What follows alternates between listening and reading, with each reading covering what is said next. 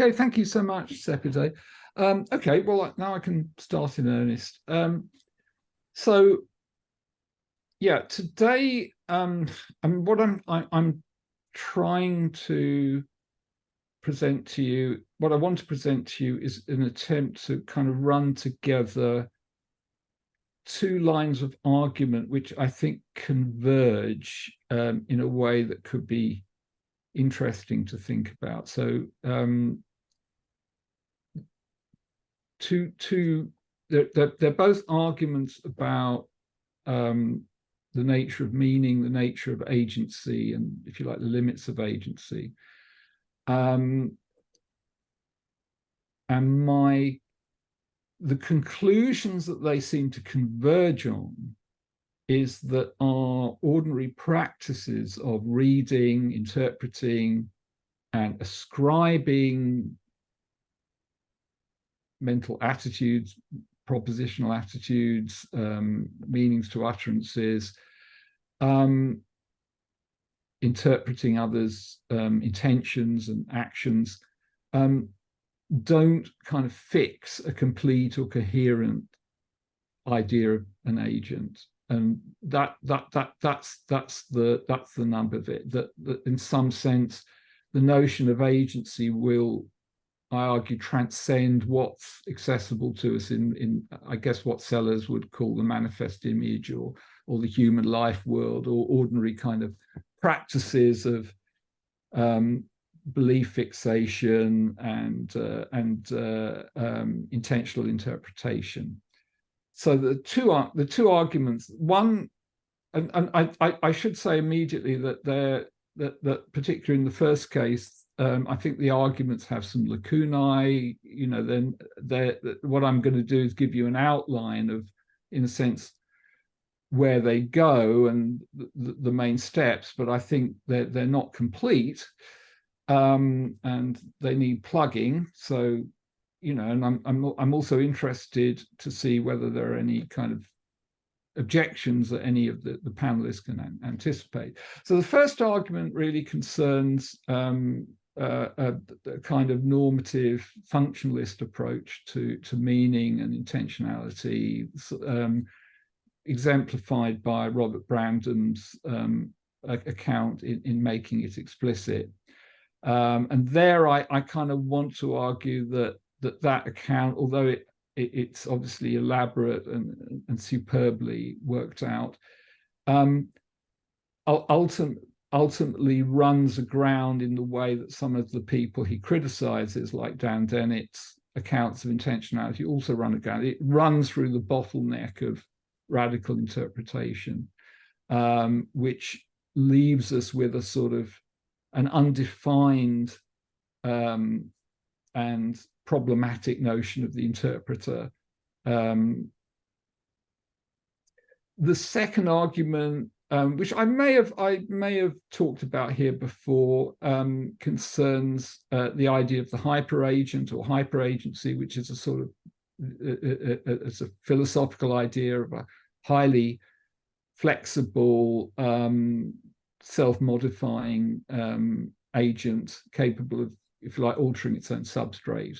And again, that runs through some kind of hermeneutic bottlenecks, which, if you like, obstruct any kind of ordinary notion of agency. But I still want to argue that there are some grounds, at least, for viewing these uninterpretable or radically alien agents as agents, with the result that the notion of agency becomes effectively verification transcendent. There could be agents such that we would not know that they were agents, such that our ordinary rules of ascribing agency wouldn't kind of pick them out. So the background to this is kind of in my work on posthumanism. And one way of kind of grasping it, I'm going to run through this really quickly, is the idea, well, my first book, Posthuman Life, was really had a futurist orientation. I was interested in whether we can devise a philosophical framework for thinking about possible non-human agents that might or might not, but hypothetically might result from our either our current technical agency or some, if you like, iteration of our current technical agency. And one of the epistemological worries I highlight there, and I've talked about and written about more recently, is what I call the filter problem. That is, okay, so we're obviously, so according to my idea of the post-human is fixed by the idea of the notion of disconnecting from the sort of totality of human institutions and practices and technologies. I'm not going to kind of reiterate that at great length. But the point is that the disconnection thesis leaves gives you no substantive information or details about what a post-human agent would be. It could be some weird kind of robot, synthetic life form. It could be something like the de-extincted Pleistocene vampires in Peter Watts's sci-fi novel Blind Sight. It could be a nanovirus able to kind of do computation, like in Greg Bear's novel Blood Music, that develops again some sort of nanoscale civilization. Or it could be something so weird that it sort of hails from the peaks of Lovecraft's Mountains of Madness. The point is, that actually, if all you're relying on is empirical knowledge of post-humans, then all we have is noise, which is why I was quipping about Quentin Meillassoux, because if like Meillassoux you believe that that even the laws of nature could change without reason, then predicting the future seems to be a rather tough proposition. I don't actually argue for such a radical position in that book, but even if you allow that there are stable laws of nature, if you don't know enough about the way those physical or chemical or evolutionary principles relate to mind and agency, it's still very hard to see how we could predict what kinds of agents are possible agents. I mean, for example, do we know if uploaded minds are possible? Well, to know that, we'd have to know something about how substrate independent minds are from brains, whether they can run on different kind of hardware, for example. And perhaps the only way to do that is to try to upload some minds. So one response to the filter problem, this idea that actually all we've got really is noise when we try and think about the post-human future, is to apply some constraints, some a priori constraints or filters. So, you might argue that these agents need, I don't know, a phenomenology of internal time consciousness, like Husserl talks about, or they might need Dasein, or they might need to be language using creatures with refined propositional attitudes. So you can kind of bound. The idea then is you apply filters to, if you like, filter out certain wavelengths from the noise, rather like on a subtractive synthesizer, and create something harmonically more tractable that maybe you can do some bioethics with, for example. So, but I argue, yeah. So these are just a kind of sketch of sort of the range of plausible post-humans. But I'm just going to open my alternative PowerPoint. So you might have a load of different candidates for what you think are sufficient for agency. I mean, the presupposition here is that if they're going to be post-humans, they're going to be agents of some kinds. And then there are different theories about what any arbitrary thing needs to be an agent. It might be temporal awareness, it might be some phenomenology of embodiment, or it might need to be an organism. It might require a sort of first-person narrative, higher order representation or higher order thoughts, especially if you're thinking in terms of consciousness, Dasein, or the ability to putter around, to navigate the space of reasons, perhaps using public language, for example, public language speech acts. I've argued that there are, so you can, if you like, so like, if you know, given the filters, you might sort of start making the noise a bit tractable. But there might also be anti-filters. There might be reasons why some of we can dismiss some of these constraints. I mean, one of them is dark phenomenology, which I won't go to into in too much depth, because I've talked about it and written about it ad nauseum. But the basic idea of dark phenomenology is that if as I've argued, much of our phenomenology is not cognitively accessible to us. That is, having certain structures of consciousness like time consciousness or very fine-grained experiences doesn't necessarily qualify us to know what those structures of consciousness are. Having consciousness and knowing what consciousness is are two different things.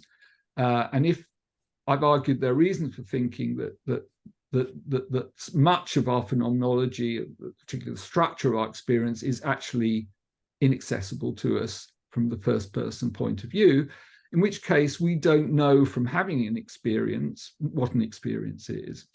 And thus we're not well qualified, we're not in an epistemically ideal position to generalize that experience to other corners of post-human possibility space. If we don't even know what kinds of things we are, then we're not in a good position to constrain other possibilities. So that's dark phenomenology. Okay, so this is anticipating a kind of big take-home that I want to press, but I don't know how ambitious or over-ambitious this is. So the big take-home is what I call the retroactive filter problem. So the filter problem, as originally introduced, is about roughly how you can do the bioethics of things that don't exist by applying a priori filters. But if your philosophical reasoning leads you to a kind of pessimistic view of the availability of such filters, then the fact that there are no filters for the future, even for the distant, especially for the distant future, means that there are also no filters for the present either. That is, if we have no access to an idea of consciousness or experience or agency that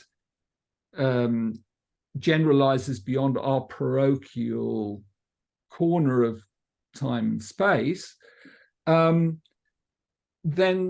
that applies methodologically to any kind of philosophical attempt to construct philosophy through a notion of thought or agency.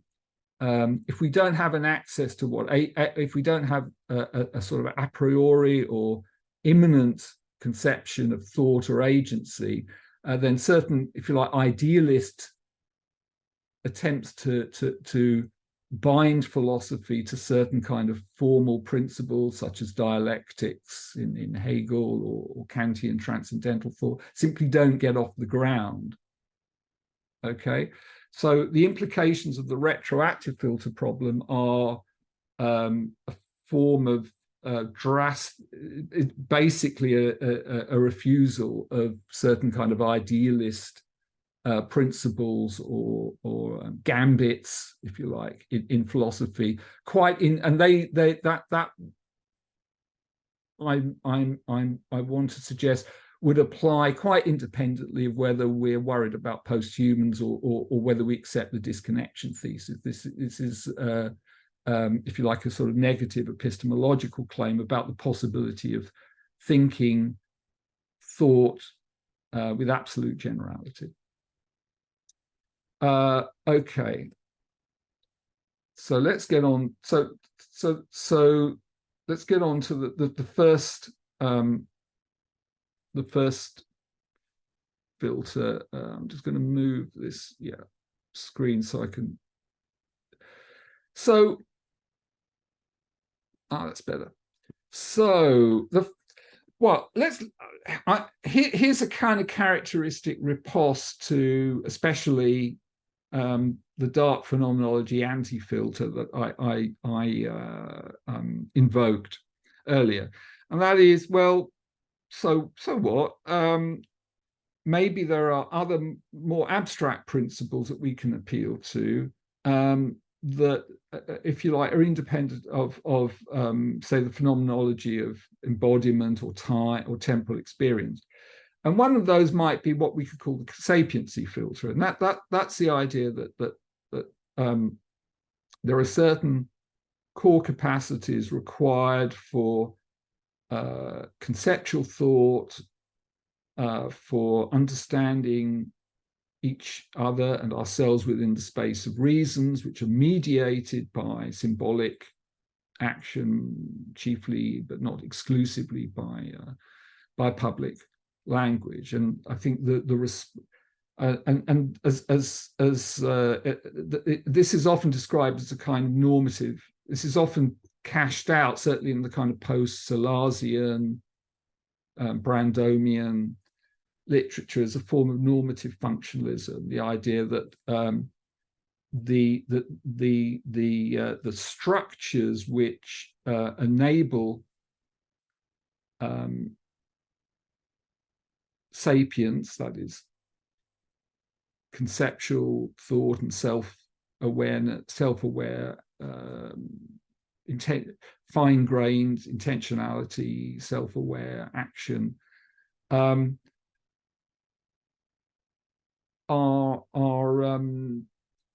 abstract. That there are abstract normative structures which, if you like, determine the meaning of our public acts, which and by extension our mental state. So the idea is that meaning is grounded in social action, in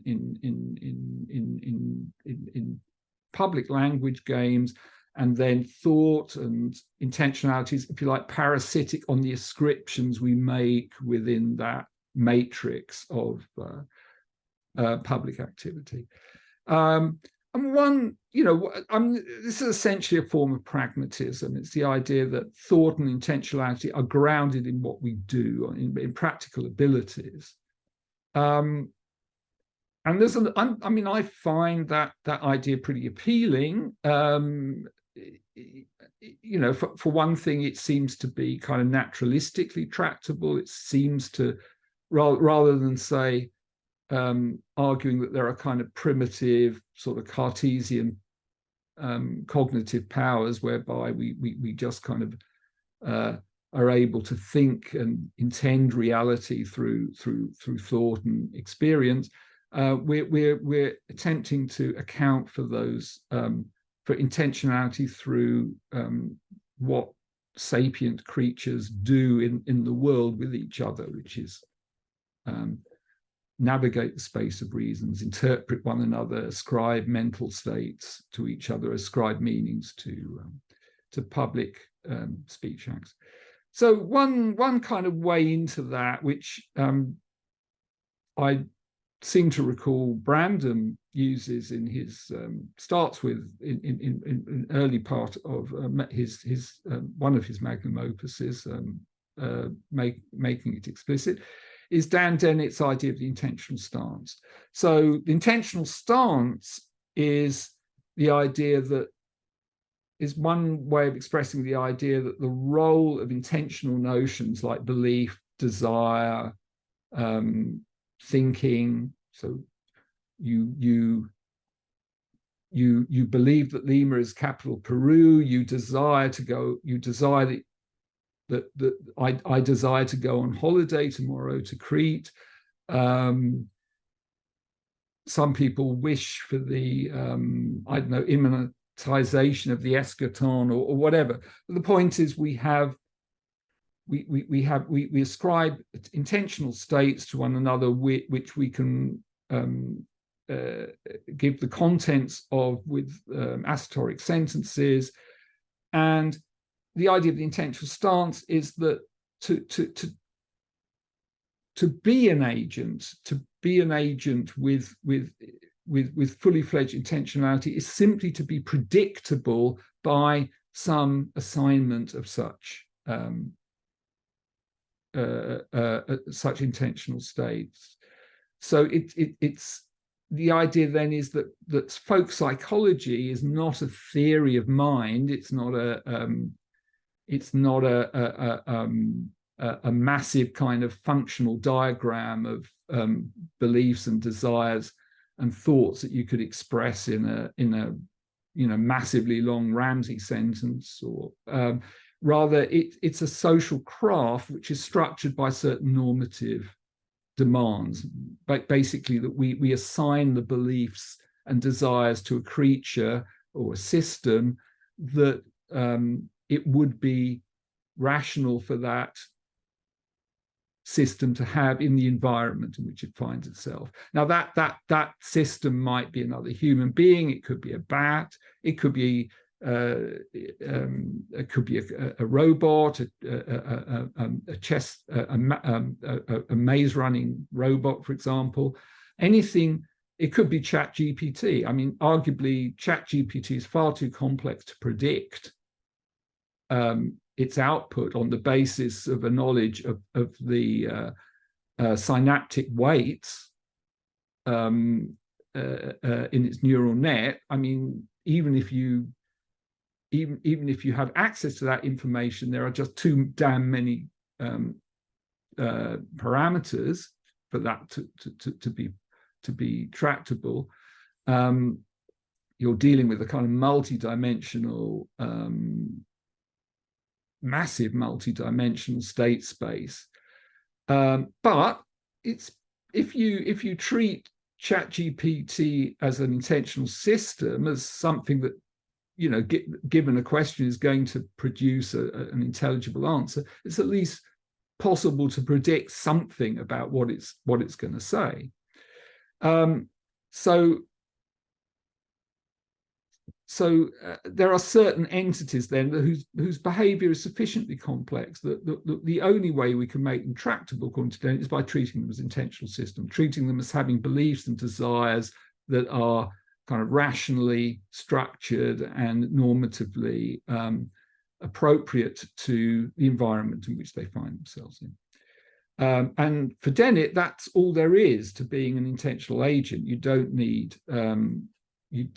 to posit any particular structure to the mind, any particular computational architecture. Then may well be a computational architecture underlying the behavior that warrants intentional interpretation, but that could be kind of there are potentially many different computational architectures that might do that, and that's not part of the posits that you invoke using intentional stance. Now, Brandon thinks that that's kind of an interesting first try, but he thinks it's also fatally circular because, as he points out, interpretation itself is an intentional act. Thus, interpretation is need to elucidate the relation between attributed intentionality and attributing intentionality. That is, the most that Dennett's account explains is attributed intentionality.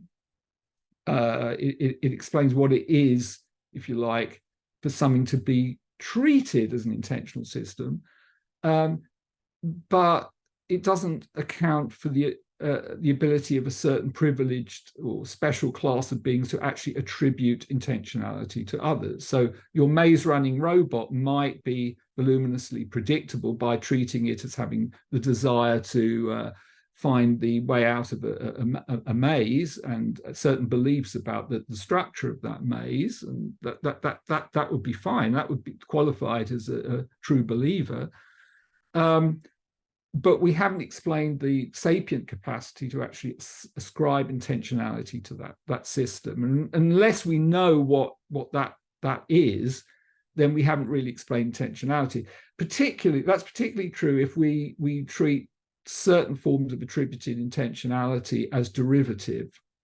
Okay, so when it comes to certain, we attribute intentionality to lots of things. We attribute them.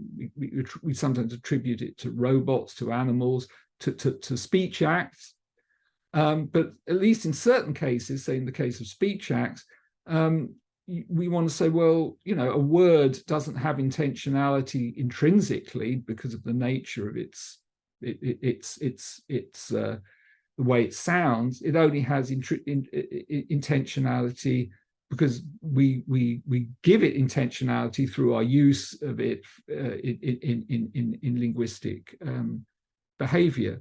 And so if we can't sort of account for the original intentionality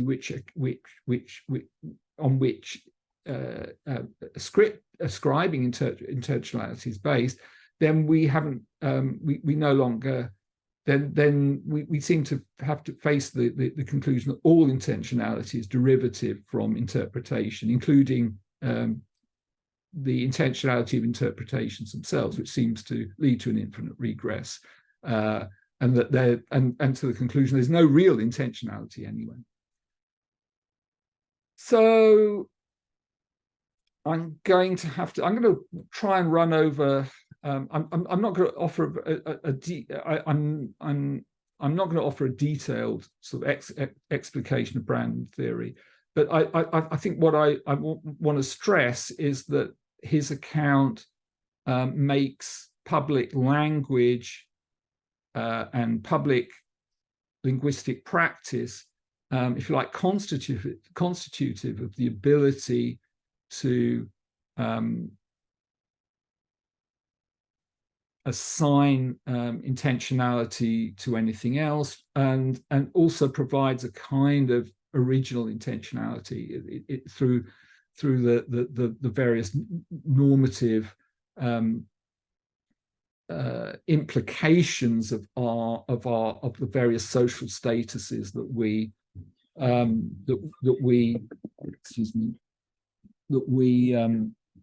assume when we're speaking and playing the game of giving and asking for reasons. So this is so one way to see how that hangs together actually is to look at an argument that I think is kind of the background of a lot of what Brandon's doing in that book, and that's actually owes to Donald Davidson's essay Thought and Talk. So this is his metacognitive argument for what I call discursive agency. And discursive agency is the idea, the discursive agency thesis is essentially the idea that a being that lacks public language can't be an agent. It can't be a kosher, intentional agent with rich, well-differentiated intentional state. So the first premise is that an agent is a being that acts for reasons. To act for reasons, an agent must have desires or intentions to act, but an agent can't have desires or intentions without beliefs, because it's the system of our beliefs which, if you like, constitute the content of our beliefs and desires. You couldn't want to, for example, pick up the hammer on the shelf if you didn't believe that there was a hammer on the shelf, and if you didn't have lots of beliefs about shelves and tools and hammers. So if you take the idea that belief, if you like, is the central intentional notion we need to clarify, then we need to account for the ability to have beliefs. But Davidson argues that since belief is simply an attitude of holding true a proposition, you can't have a concept of belief without also understanding the possibility of being mistaken. That is, you must have sort of a pre-understanding of the notion of truth to have any beliefs at all. But that's only possible if you like, we can trade beliefs and desires and other intentional notions in a common coin. That is, if I have some way of attributing to you contents that I could also attribute to myself. And that is where public language comes in. So it's only through our public language practice that I can ascribe beliefs to others that I could also share and thus grasp the notion of truth. And with that, and it's only by grasping the notion of truth that I can be a believer at all. And I think Brandon appealed to something similar, except that his semantics, the primitive notions that he adopts are slightly different. So Davidson's semantics is a truth conditional semantics based on the assignment of truth and satisfaction to parts of language and to sentences. Whereas Brandon's semantics is inferentialist. That is, it's what constitutes the meaning of a sentence, according to Brandon, or an assertion, are the grounds which support that assertion. So that is the inferential, if you like, presuppositions of the assertion, and also the inferential consequences of that assertion, what that assertion implies. So you have a network, if you like, of inferential connections which constitute meaning, and they're given by language transition rules. They're the rules that enable you to get from one, if you like, node in the language going to another. Say from the claim that this rose is red to the claim that this rose is coloured. That's a sort of basic inference in the material logic of colour, that if something is red, it must be coloured. There are also not language entry rules. There are language entry dispositions, which are, if you like, the point at which you get some sort of empirical content for the whole inferential network. So, for example, if I see Spider-Man climbing up, it's not the Empire State Building, it's somewhere near the Empire State Building, it's probably the Stark Tower. I'm kind of cued I'm disposed, if you like, by my training in my speech community to infer the sentence, not to infer, but to be disposed to assert the sentence that Spider-Man is climbing the building.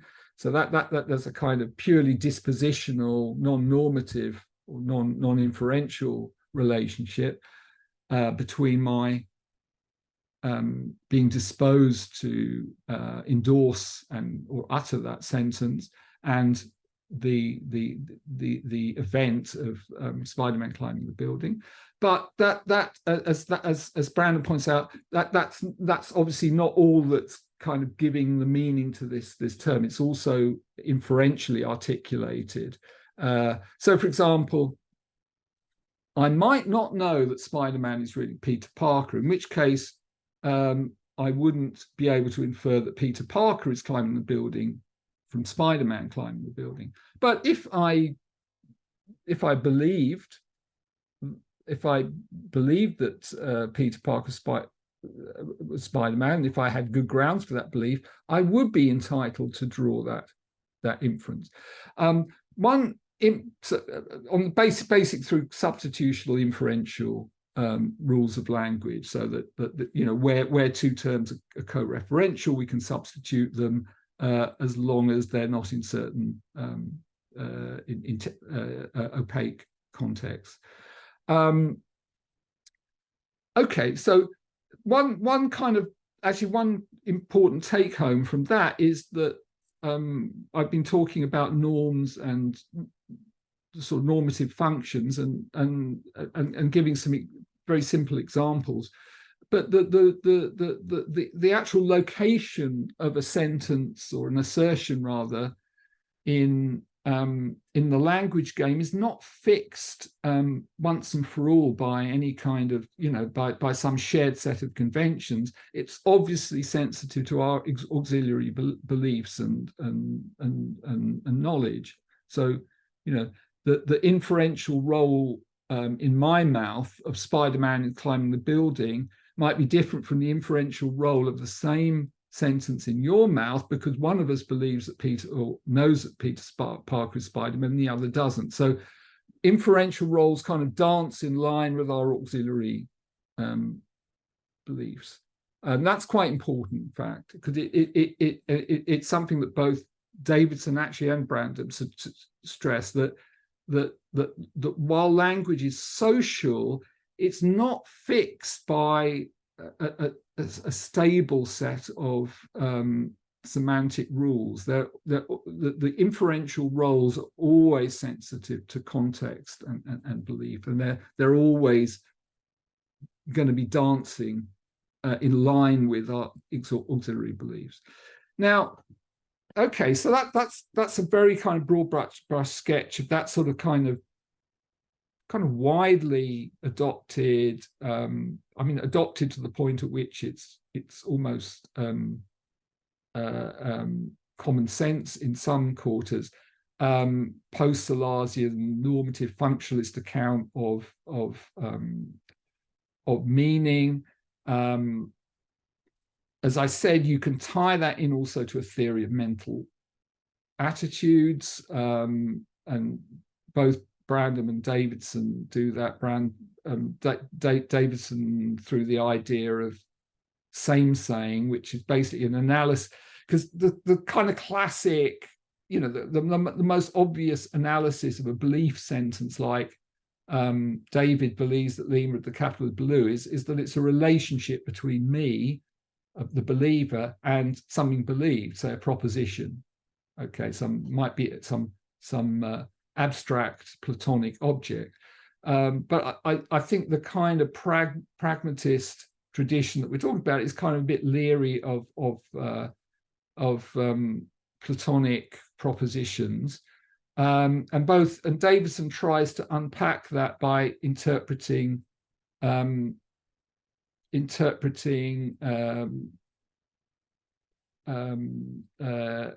indirect quotation context as having an indexical component. So I might say that Sepideh said that there's going to be a seminar today, and one way of understanding that is as a relationship between Sepideh and an abstract proposition. Another is Davidson's analysis. There's going to be this is an utterance by me, there's going to be a seminar, a foreign object seminar today. Sepideh said that. So what I'm doing here is using the that clause, interpreting the that clause of the indirect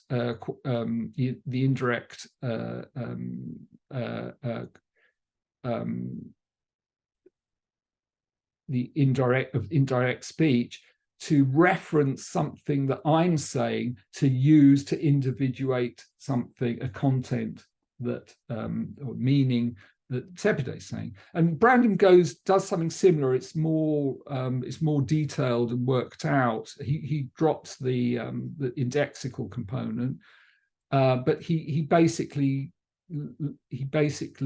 argues that when we're talking about beliefs, say, or other kind of propositional attitudes, we're using terms in public. We're using public. We're making use of public utterances, public language utterances or sentences to individuate those attitudes. So, and there are different ways you can do that.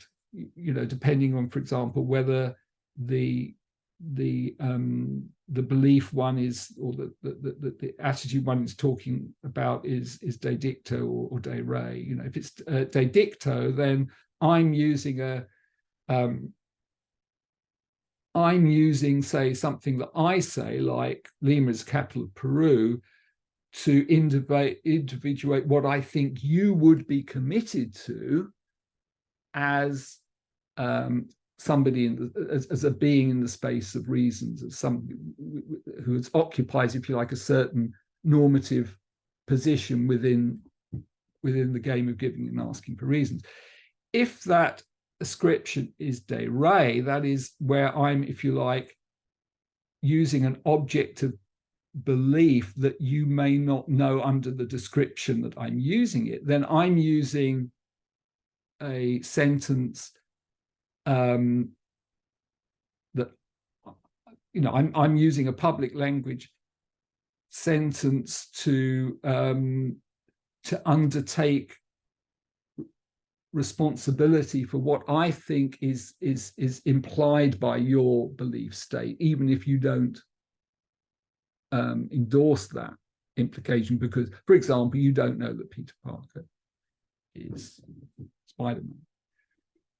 So that might be an example of a de re ascription that if Sepideh doesn't know that Peter Parker is Spider-Man but believes that Spider-Man is climbing the building, I might say that she believes of Peter Parker that he's climbing the building, but here I'm using what I'm saying to elucidate the consequences of her position, even though she wouldn't recognize those consequences because she doesn't share all our auxiliary beliefs. Okay, so that kind of accounts for how we can then, and that's interesting because it allows Brandon to deal with the idea of objectivity as in terms of different inferential perspectives, different, if you like, stances one adopts within the social sort of game of giving and asking for reasons.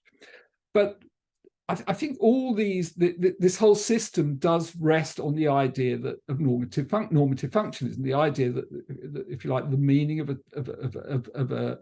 an assertion is defined by the inferential rules and the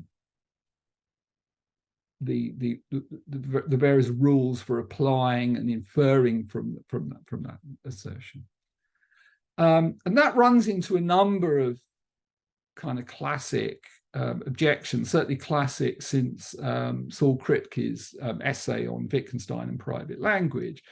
So the problem is, well, just because what we want to, what we're kind of tentatively endorsing is the idea that what things mean and what grounds intentional action is what we do as social agents, so that meaning is grounded in use, and the use of terms supports the ascription of fine-grained propositional attitudes and all that good stuff. The problem is, what is it about what we do, our behavior or our action, that determines that what we do instantiates one norm of one inferential or norm, or one rule of use that not another? I mean, there are a number of positions, and one could take if you like, a descriptive or factualist approach to this, or a non-factualist approach to this. A descriptivist or factualist approach says that there's some descriptive fact about a creature that makes it the case that when they say horse, they mean horse and not schmorse. A schmorse could be something that's a horse if observed before the year 3000, or a cat after the year 3000. So you could have some weird sort of rules of use that could be potentially out there. Now, one descriptivist account would be what's called regularism, and that's the idea that to follow a rule is simply to exhibit a certain regularity in behavior. And I mean, that would be kind of nice if we could make it work, because it's obviously naturalistically tractable.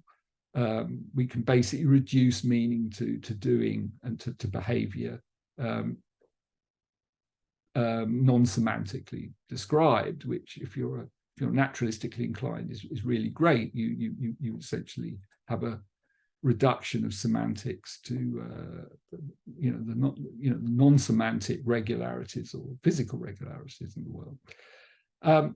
The problem, as Kripke elaborates via Wittgenstein, is there's no one rule that's ever consistent with any finite regularity. I mean, he uses the example of addition and quadition. So addition is just what we understand as addition in arithmetic. And so when you add two numbers, you get the sum.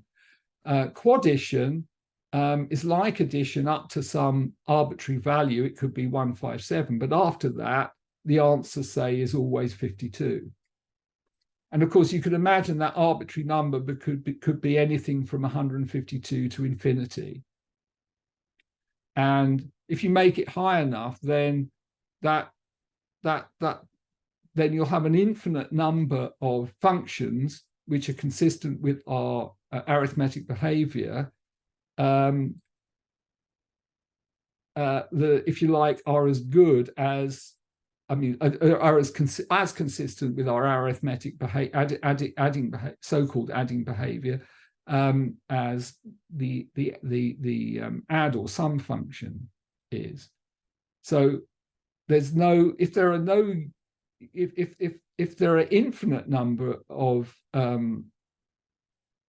regularities compatible with any finite performance, and that's not just in arithmetic, that applies in ordinary the use of ordinary predicates like a horse. You can come up with all sorts of bizarre Goodman type, Grew type predicates that could be consistent with our ascription of ordinary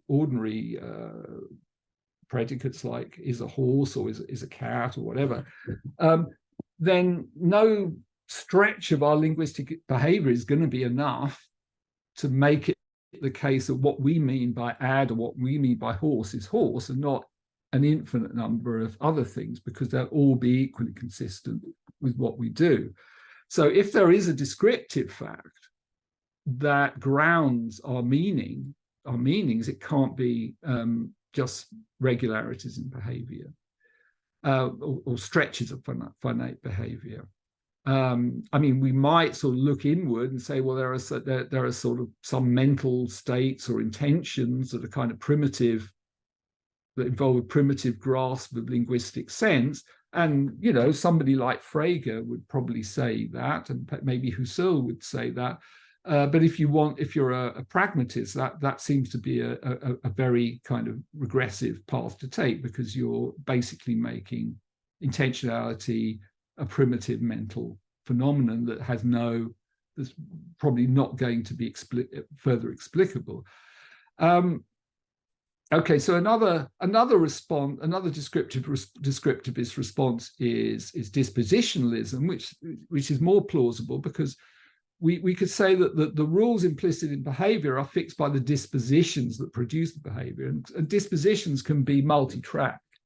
So it's conceivable that if I'm disposed to apply the add operator in arithmetic, I'm disposed to correctly add lots and lots of different sums that I don't even get to do in my lifetime, or sums that are just so large, involving figures that are so large that a finite intellect like me could never actually perform them. You know, but the idea is that dispositions are inherently infinitary, or at least potentially infinite, whereas obviously finite stretches of behavior are not. Okay, so a number of objections to dispositionalism, and there are a number of potential defenses, but I'm not going to go into. But one is that, and this is one that Kripke makes a lot of, is that dispositions don't account for normativity of meaning, because one can't violate one's own dispositions, whereas you can violate norms of meaning.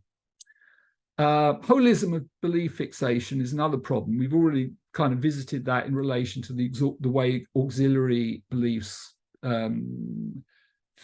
make conceptual roles dance. But the problem is if the dispositions that if my semantic dispositions are, as they seem to be, highly sensitive to all the other beliefs and cognitive states I have, then you're never going to find one single disposition that can ground any particular meaning. So for example, if I don't know, I might have some multi-track dispositions relating to calling horses, but I may have all sorts of queer beliefs about some horses being Martian robots. So and which actually means that I withhold dubbing horses in many cases, and that may be completely different to your auxiliary beliefs.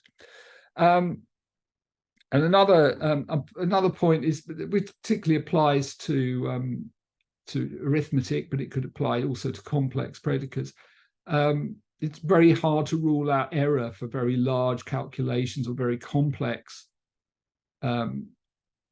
concepts, since that's kind of related to the normativity problem, since if what we mean is a function of what we're disposed to do, it's very hard to see how we could ever be in error. Okay, so for reasons, for such reasons, Brandon rejects factualism or descriptivism.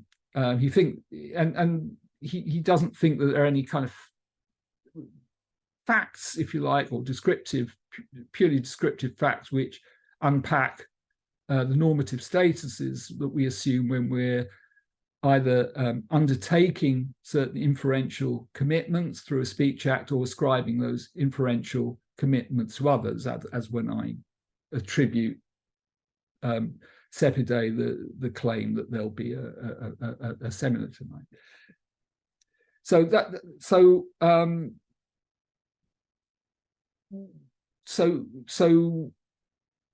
Brandon descriptively rejects Platonism as well. He doesn't think that meaning, that norms are, if you like, part of the nature of things. They are, if you like, they are, if you like, statuses that we project on one another as rational agents navigating the space. So people have deontic statuses only relative to our ascriptions of them. There's no kind of, they're not out there, if you like, in the world, and they're not. They're not, it seems, reducible to any kind of descriptive account of either our behavior or our mental state. But there seems to be a problem here, because if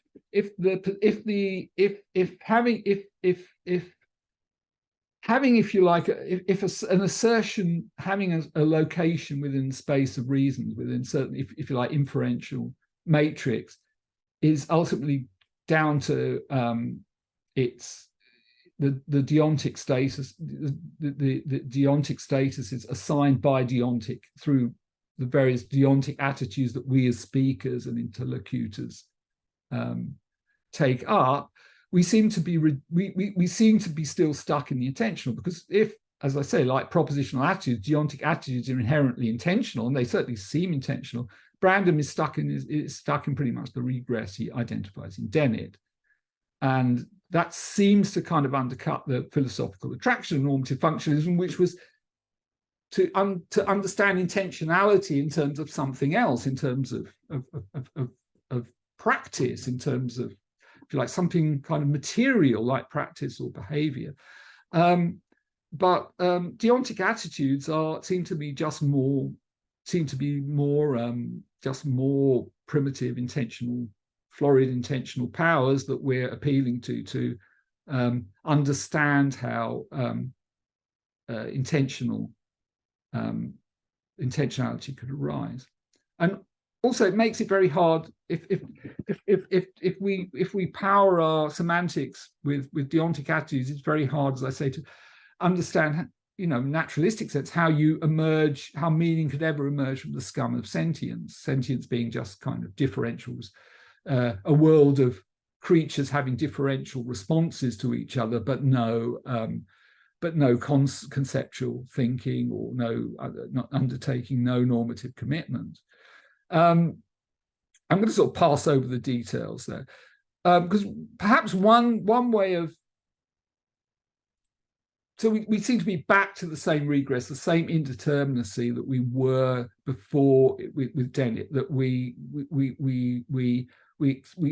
have this elaborate and rather beautiful account of inferential articulation and propositional attitude description, which can account, for example, for the difference between de dicta and de re and objectivity, and but it's built on what seem to be more primitive, florid, intentional powers that are essentially inexplicable. They just we've just got them. You either have them or you don't, and without any recourse to any descriptivist solution.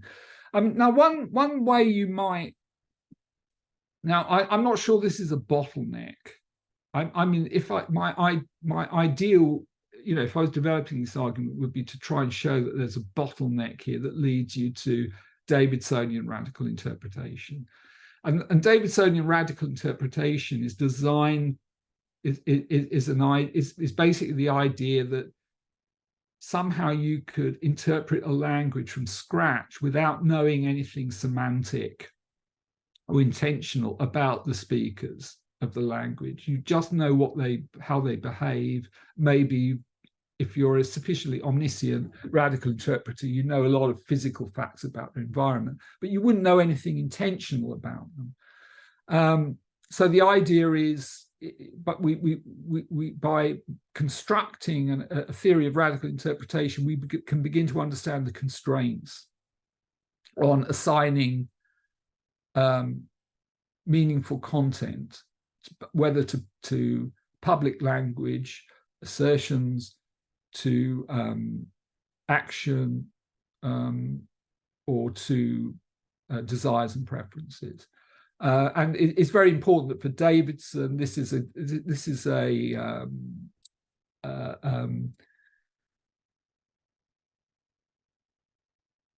this deal requires all of those, that the theory of meaning and the theory of action and things like decision theory don't stand on their own. They're part of a unified theory of action, meaning, and intention. Davidson's early work was actually on empirical work on decision theory, so it kind of seeps into his account of radical interpretation at certain points. But so the idea that what we might hope for is that we account for the emergence of normativity and the emergence of, and the difference between behavior that is, if you like, infused with normative significance and behavior that isn't, by appealing to the idea that the former would be interpreted by sufficiently omniscient and capable radical interpreter as having such and such a meaning. And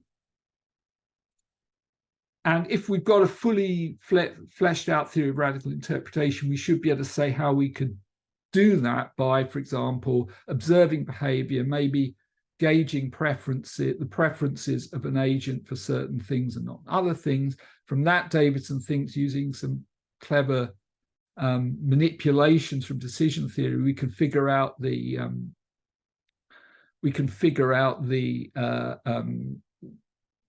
logical terms within their language, that, for example, negation, conjunction, whatever. And from that, we can start employing, for example, certain assumptions like the principle of charity.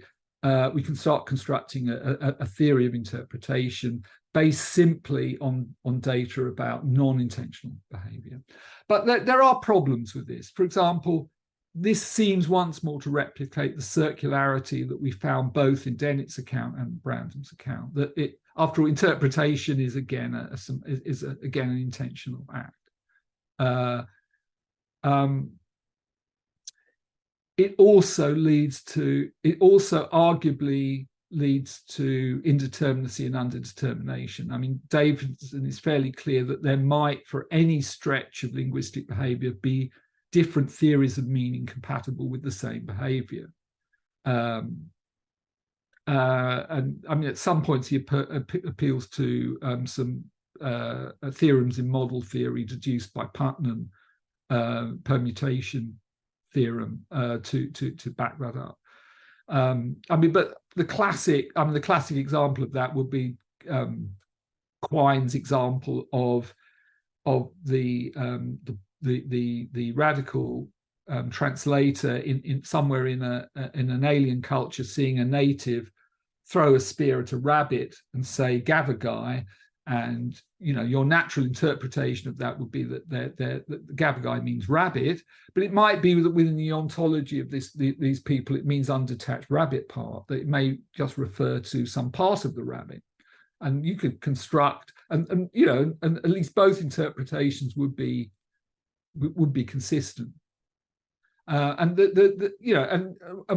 potentially that interpretation could ramify, particularly if there are also problems with the assignment of preferences in your decision theoretic approach. So, for example, Adani Hathiangadi has pointed out that in decision theory, you don't have belief or non-belief, you have degrees of belief. So at some point, you've got to decide what degree of belief constitutes endorsement. Is it 0.4? Is it 0.6? And there's some indeterminacy there, and there may be some even more fancy indeterminacies. I'm not in a position to arbitrate that. I'm simply throwing it in there that there seem to be multiple causes of indeterminacy, even in the best case where radical interpretation is possible, but we don't even know whether radical interpretation is possible. And if we don't know that radical, so there's at least grounds for thinking that we don't, and if that's the case, we don't really know what it is, what powers, what capacities an interpreter would have to be to successfully radically interpret a language and intentional behavior from scratch. And we're once more thrown back into the problem that if we don't have a theory of if we don't have a unified theory of interpretation, then we don't know what an interpreter is. And in principle, and so we can't. So if we appeal to in-principle interpretability to cash out semantic ideas, we really don't have any definition to that theory, because we don't know what being an interpreter is, which obviously assumes a certain significance if you're thinking in terms of speculative posthumanism, because what if that interpreter is non-human?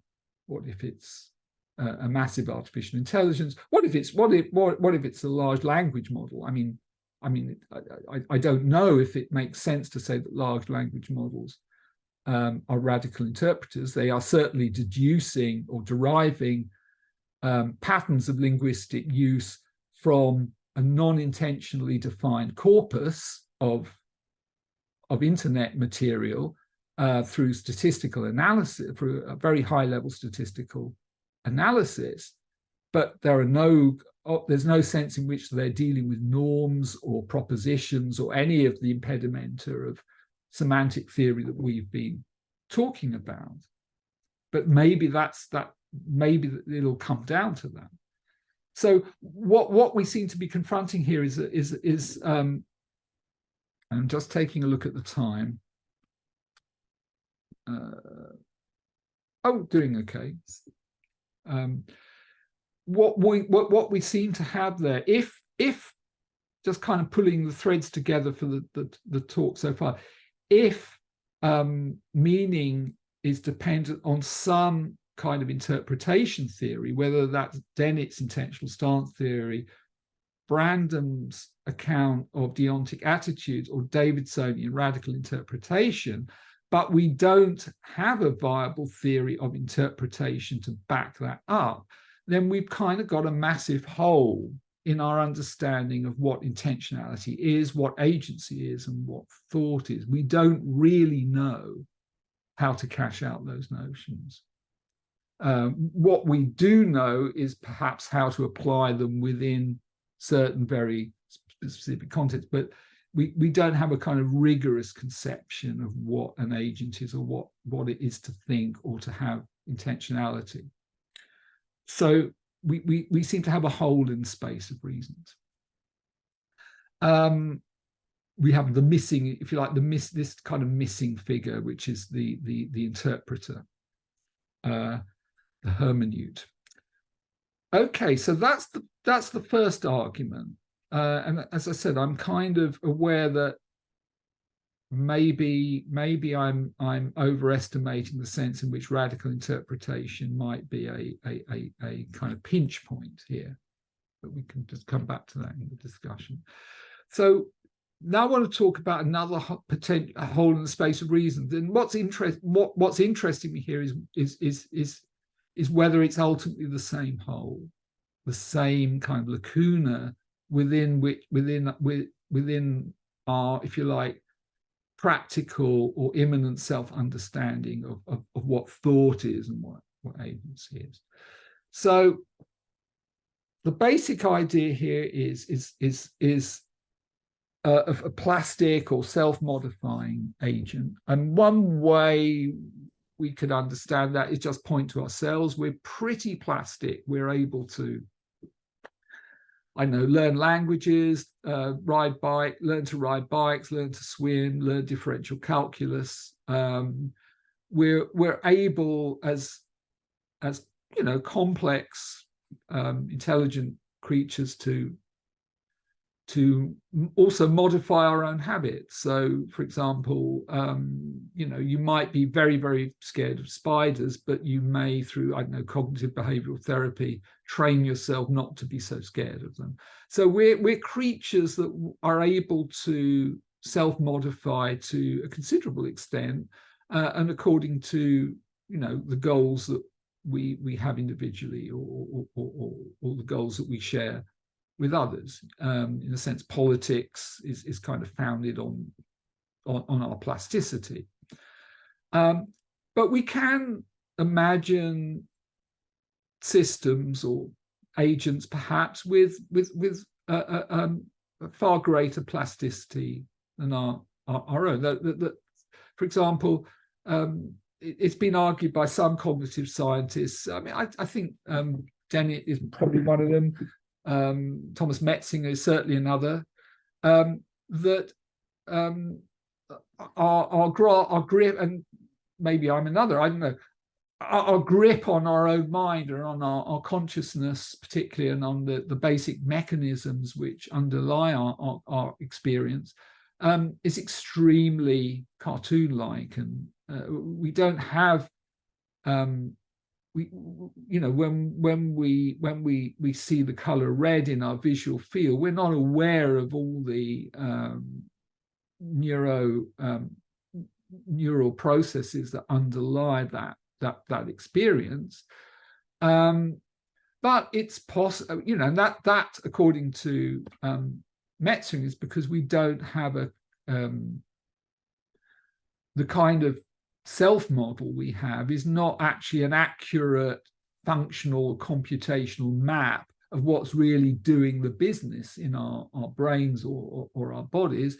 What we've got is something much more abstract and, if you like, cartoon-like, which is why we think that we're supernatural at all. We're supernatural, as Scott Bakker said, because we don't know how to think about it. We're not capable of conceptualizing ourselves as natural. But we can perhaps imagine creatures that could conceptualize themselves as purely physical or computational systems. So we could imagine a robot with a very detailed self-model. If, you know, in fact, it's not clear it would be a self-model. It would be certainly some kind of map, if you like, of its own functional circuitry or diagram. And if such a system, needn't be a robot, but we can imagine it as a robot, had goals, then, as Steve Omohundro has argued, and if it's rational, we might imagine that it wants to ensure that certain modifications that it might make in its functional diagram will not disrupt those goals, will not lead to it, if you like, losing certain preferences that it currently has and replacing them with other preferences. So for example, we may have a system with an overriding desire that has made it its life's purpose to manufacture paper clips. This is kind of alluding to Nick Bostrom's thought experiment. Now, if this system is rational, we might assume that it doesn't want to make any tweaks in its functional architecture, that it has a very good map of, a very good self-model of, that would lead to it deleting or radically modifying its desire to make paper clips. So at this point, we can just formally introduce the idea of hyperagent or a hyperplastic. Hyperplastics have an excellent model of their own physical and functional structure and the power to modify them. So a hyperplastic agent, S is a hyperplastic agent if S has an arbitrary large capacity to modify its configuration space by moving from one point in that space to another. If S, little s is any state of S and occurs in context C and can occur in context CJ. I'll read this again. If S is any state of S and occurs in certain contexts, S can occur in other contexts, which may be a modification of that. Of big S, and where these contexts are not the same. So the idea, this is a rather awkward formalization, but the basic idea is that if there are states occurring in the contexts, certain contexts of a hyperplastic entity, they may be, for example, cortical maps embedded in bigger cortical maps, then the very fact of hyperplasticity means that if they can occur in those given contexts, they can also occur in other contexts. If you like, iterable, as Derrida would say, into other contexts. Now, this leads to a problem for instantiating this plausible maxim of rational desire, that if you're committed to certain fundamental values, you don't want to tweak yourself to lose those values. Because of holism. Holism is basically something that we've been kind of looking at in an occult way already. It's basically the idea that the meaning of a state in a system which has kind of representational or intentional content is dependent upon its relationship to all the other if you like, nodes in that system, rather as the fact that, rather as the meaning of a node on the underground map is not an intrinsic property of that node, but to do with its relationship to all the other nodes in the map. But this leads to what I call the clamping problem, because this is a clamping problem for not for us, but for a hyperagent with a very, very refined self-model that allows it to intervene in its own substrate. Because if you want to abide by that maxim of rational desire, you need to ensure that if, for example, you're fiddling around with system state S, and you identify, say, S as having the value V, the value could be making paper clips. You want to ensure that S remains in all only in the contexts where S refers to V. Because given holism, it might be that if you iterate S into a different kind of cortical environment, S might come to mean V star, V double star, V star, star, star. So the point is that such a creature encounters the clamping problem if it's going to be, something like what we understand as a rational agent. Unfortunately, each state plus its context is just another system state. So precisely the same problem occurs once you've isolated a set of contexts, because then the problem is, given that set of contexts, how can we clamp that to make sure that the bits of it that refer that refer to V still mean V? So it's a problem that for a sufficiently flexible creature could never be solved, because every time it spits out a solution, exactly the same problem arises for that solution. The problem is infinitely recursive. And actually, the problem is worse the more flexible and virtuosic the creature is. So the preliminary conclusion is that the problem will be replicated for any combination of states that the machine can assume within its configuration space, since each of these states will have to be repeatable in yet other contexts.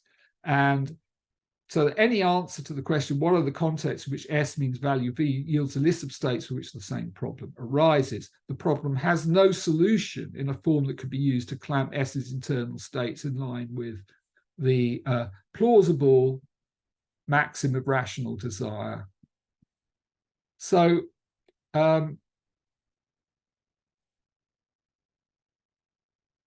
we've got prima facie grounds for thinking that actually a certain feature of practical rationality would just disappear for any creature that is sufficiently flexible in self-modifying its internal cognitive and affective states.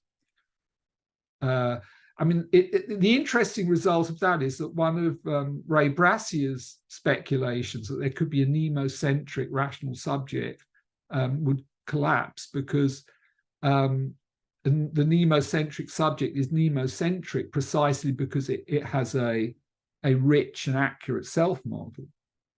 But if being a rational subject means abiding by principles like that, then it's pretty obvious that it wouldn't be able to do so, because it would be, if you like, too flexible to be a rational agent such as we might understand it. Of course, that just applies to one maxim of rational desire, but there's a broader argument that you can give here, and it actually only assumes a very liberal anti-reductionist materialism. This is what I like about this argument, because the whole point of anti-reductionist philosophy was to protect sort of nice geistlich things like meaning and propositional attitude, intentionality from elimination by theoreticians such as Churchland or some kind of later reductionist account in neuroscience. But actually it renders, in the context of a kind of speculative thinking about hyper agents, it actually renders that whole framework far more vulnerable, because given a modest anti-reductionism, then there's no way that that simply working with a detailed self-model, we could infer the intentional consequences of making various tweaks within that system, because anti-reductionism means there are no psychophysical laws, there's no way of inferring that that generally a certain stimulation in a particular part of the cortex will amount to a token instancing of a belief about Peru. Precisely because anti-reductionism is true on this account. But if anti-reduction is true, then there's no way of getting from the detailed self-model that you're working with in order to, as a hyperplastic, to self-modify yourself, to all the geistlich nice stuff like thoughts, agency, and intentionality, that all that ceases to be of any value or use to a system that has a sufficiently enhanced capacity for self-modification. It would be inconceivable that such a system would have any use, for example, for the intentional stance, either applied to itself or to others of its kind. It would, if it has any kind of self-representation, it would have to be of a kind that has almost nothing in common with our space of reasons. So the upshot of this is that something like belief, desire psychology, intentional psychology, all the stuff that Brandom is trying to account for through our public linguistic proprieties, has absolutely no application to a sufficiently enhanced agent. Hyperplastic agents, in that sense, would not be part of the space of reasons. Now, now one comeback at this might be that, well, maybe hyperplastic agents are impossible. Maybe, it's simply computationally impossible for anything to have such a detailed account of its own workings. I'm not sure about that, but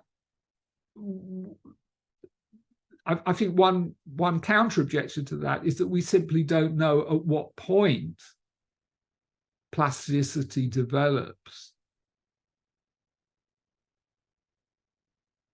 to the threshold of hyperplasticity, the threshold at which intentionality just has to boil away.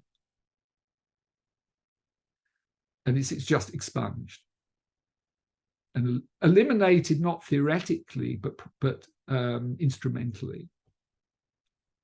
So I make that distinction in my work between theoretical eliminativism of the kind that Churchland espouses and instrumental eliminativism, which is actually the real expunging of thought from agency.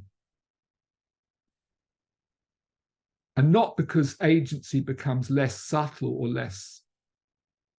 or more stupid, but precisely because agency is amplified to the point where intentionality just won't work anymore. Now, I don't know whether this will work. This is a piece by R.M. Francis with Hyperplastic Other, which is apparently inspired by this speculation. I don't know if you guys can hear it. Really fun little record of electronic music.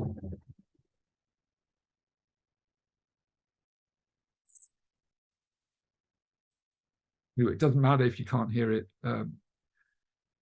Now, okay, one way of unpacking this is by reference to David, what Davidson calls the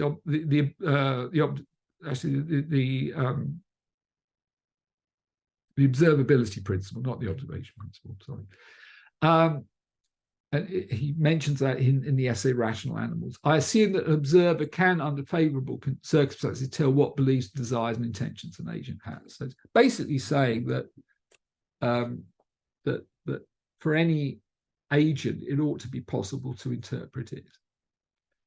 But if an agent is not an intentional agent and has no kind of use for structuring its self-understanding through intentional notions or pragmatic analogues of the same, then it won't be interpretable through the kind of belief, desire, decision theoretic apparatus that Davidson or other thinkers like Sellars or Brandom want to use.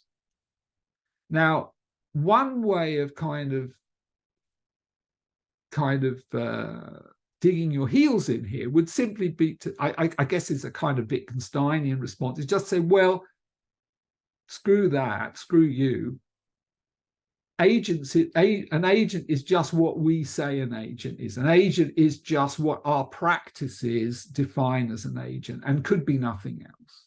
So in a sense, you just look to our notion, our ordinary intersubjective, linguistic and non-linguistic practices of interpretation to, if you like, fix agency for all time. Both, till the end of the universe and back to the present, if you're thinking in terms of the retroactive filter problem. And I guess you can do that, but I think it's, it seems an arbitrary and rather defensive position. And also, there's a conflicting intuition, if you like, that one also might draw from our regular kind of way of thinking about agency. And that is that by making an agent smarter or more capable, you don't make it into a non-agent. Okay, so no matter how smart I get, no matter how many skills I acquire, suppose I took an immortality serum so that I'd have, till the end of the universe to acquire various new skills, I could really work on my French conversation, for example. No matter how it seems implausible that simply making me better at doing the stuff I do, modifying myself, I make myself into some kind of zombie or lump. So enhancing an agent doesn't seems to be a recursively productive and not a non-destructive activity. So that's what I call this is something that's really come out of kind of social media conversations about hyper agents. I call the extendability thesis, that by increasing the, if you like, the virtuosity and capacities, the various functions constitutive of an agent, we don't make it into a non-agent, or we don't reduce the number of agents in the universe by one. So I'm not necessarily committed to the idea that enhancing an agent also yields a future agent which is identical to the previous agent. It may be it may be so enhanced that it's effectively a different agent, but it doesn't sort of make the agent. It doesn't reduce the number of agents in the world.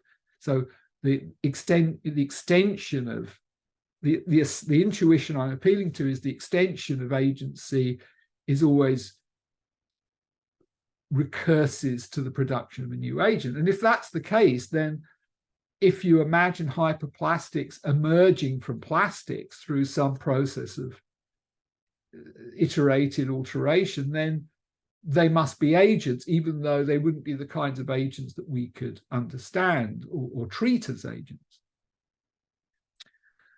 Now, I'm not saying that this is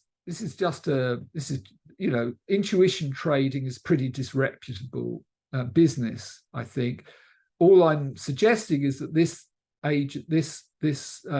extendability is no worse than Davidson's observability principle. That roughly an entity whose behavior cannot be interpreted as actually not an agent. It's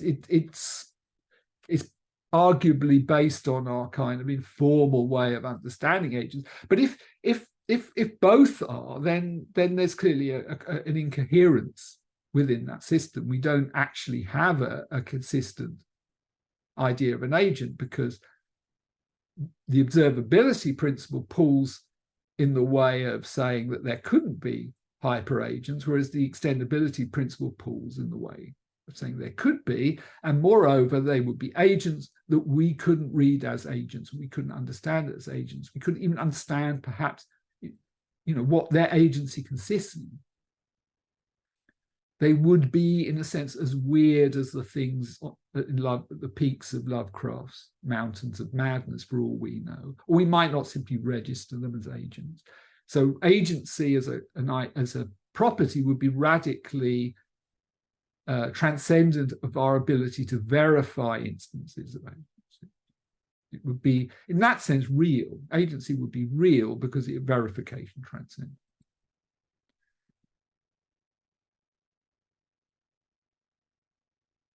So I'm kind of winding down here. So we got two arguments. I think the first argument to do with norm grounding and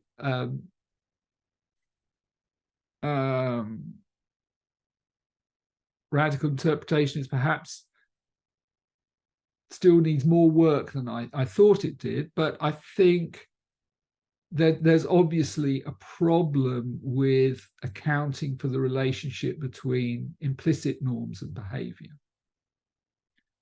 And one solution to that could be appeal to radical interpretation, with the consequences that we have the missing interpreter because of the various problems surrounding the constraints on radical interpretation. I haven't mentioned them all. The other argument concerns hyperagency, where I guess the main lacuna is, is whether this is so computationally or physically implausible that we should discount it.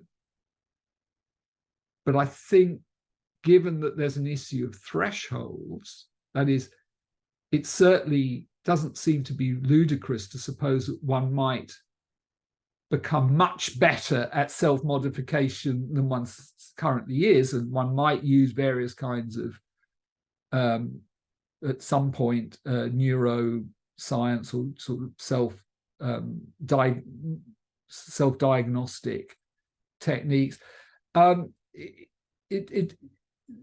Since we are assuming anti-reductionism, there doesn't seem to be any way of saying at what point, predicting at what point intentionality just boils away because it's just no longer consistent with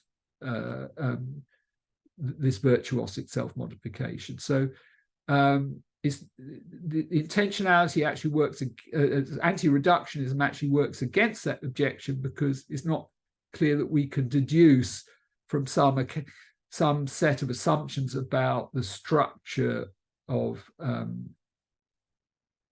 the functional structure of cognitive systems, at what point they become hyperplastic, and at what point intentionality boils away, sublimes away into the infinite.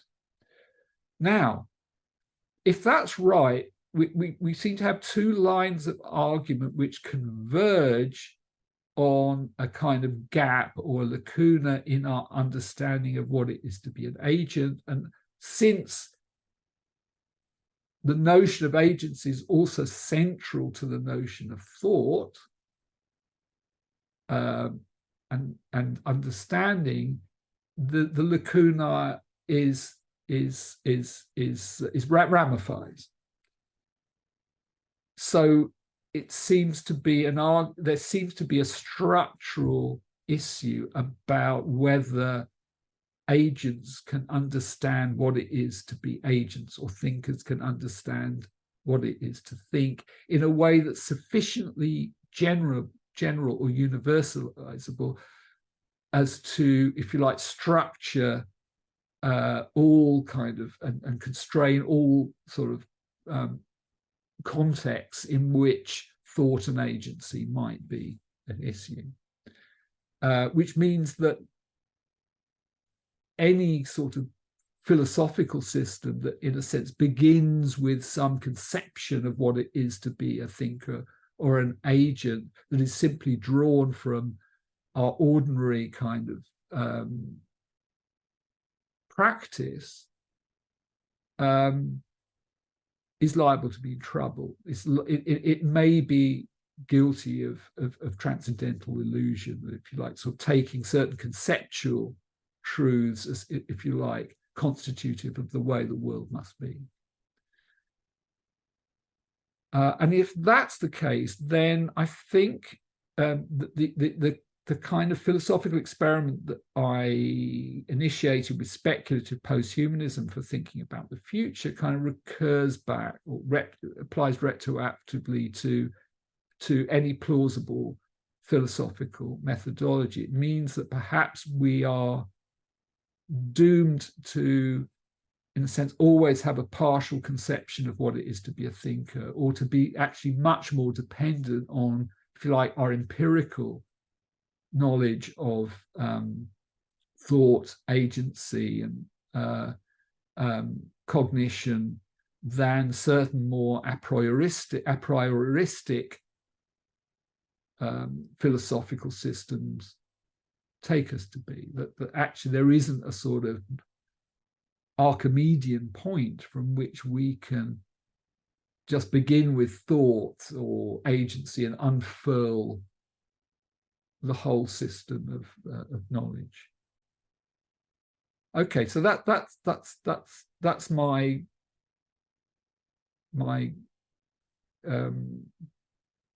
nihilistic take home.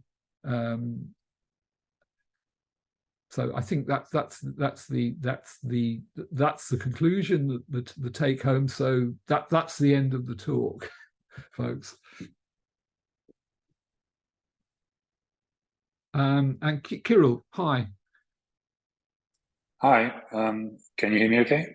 Yeah, I can hear you really well. Great, thanks a lot for that. So John McDowell memorably characterized Donald Davidson's project as frictionless spinning in a void, and I think he failed to anticipate that some people have kind of a bit of a kink for such spinning. I think Wilfred Sellars had a very different project. He wanted precisely to naturalize Kant's concept of norms, borrowing in part from the resources of cybernetics and Gestalt psychology. So if we kind of frame it in second order cybernetic terms, agency, not in this grand idealist transcendental way, but what we've got are organisms are far from thermodynamic equilibrium systems that organize themselves by modulating aspects of the environment to which they are dynamically coupled, and that modulation is an aspect of agency. So they form certain sensorimotor schemes or maps, as Sellars tends to call them, and it's in context of that, and only in context of that, that Sellars then talks about reasons and the space of reasons. So what a reason does is a type of modulation. The reasons kind of orient me ultimately in my activity, and I think it's important because it just kind of that there is a grounding there. So as Brandon is fond of quoting Sellars, for Sellars, norms are written in flesh and sinew, not pen and ink. I kind of the way I interpret that, borrowing from Vygotsky, is that the reason why we can ground it is that actually the world is already kind of textured through affect and needs, and these are kind of our orientation to our kind of real environment, our ecological niche, for example. And you don't need a radical interpreter to explain this. You could just go hang out with a baby. So here's this miracle of creatures that don't have language and aren't doing reasoning suddenly acquire language. So the dynamic here, it's a similar dynamic. It's kind of Vygotsky's rendering of Hegel, but very simply, if you have a baby, the baby uses a reaching gesture to reach for its bottle. So has this need, and it's just kind of reaching out. The mum sees the baby's reaching and gives it the bottle. And you've got a kind of asymmetry there that Sellars talks about as well. And what happens is there's a kind of repetition, and then over time, the reaching becomes something that the baby can learn to use to point to say, like, I want water or whatever. So it becomes a move in a practice. And the reason why we can coordinate the practice together is because the landscape is kind of, textured through needs and affects that are kind of more fundamental. To me, it sounds a bit Cartesian to say that this hyperagent is going to modify its own affects or reasons, because to me, it's far more modest than that. It's just a reason. It's just my relation, my way of coping with the environment that I'm in. My affect is my kind of way to modulate the environment that I'm in.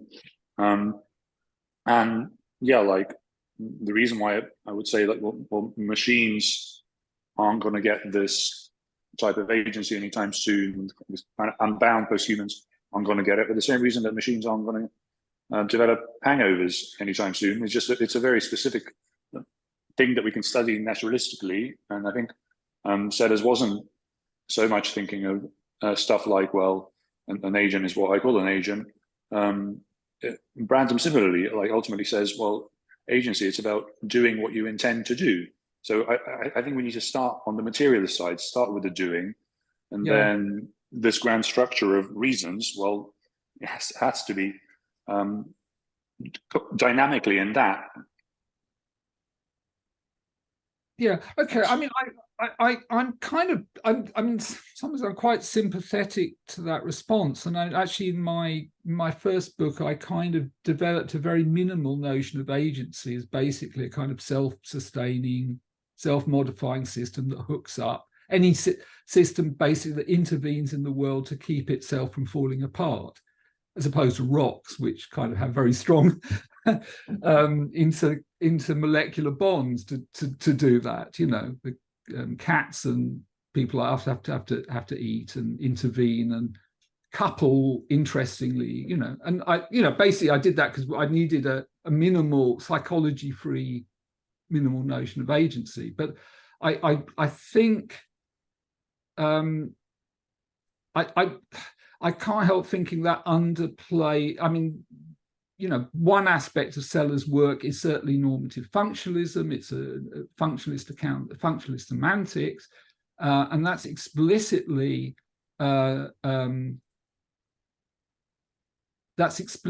not reduce. You can't reduce what it is to follow an inferential norm in that sense, or certainly in Brandon's sense, which is why he's a non-factualist, to any particular account of a system's behavior or its psychological constitution.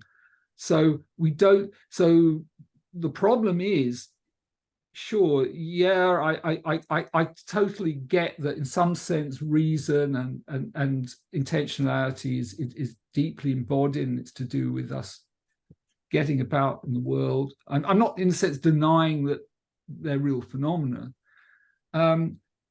But part of what Brandon's trying to do is to provide an account of richly delineated intentionality, much as Davidson is. And if you're going to do that, you've got to, in some sense, you've got to do that in a way that's non-circular.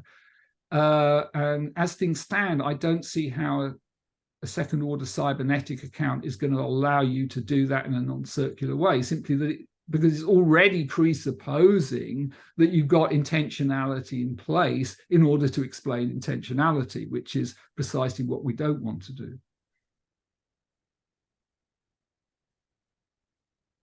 Thanks. Yeah, thanks for that. I'm going to think about it more.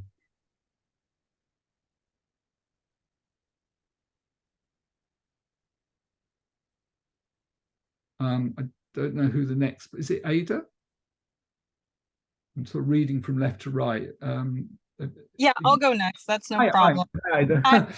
For the talks. So I'm really troubled by the conclusion of your talk, which is basically that we have to, in a way, well, it stands that from the talk that we're skeptical of what reasoning is, of what thinking is in posthumanism, which makes us reconsider perhaps the validity and also the strength of truth and falsity, as in classical logic.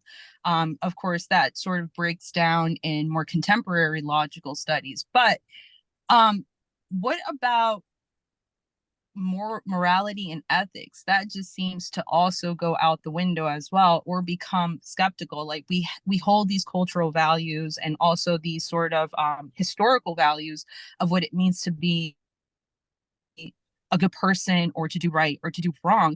But if we're skeptical about thinking about being rational animals or rational entities in this world, what is the place of morality and ethics? I don't know.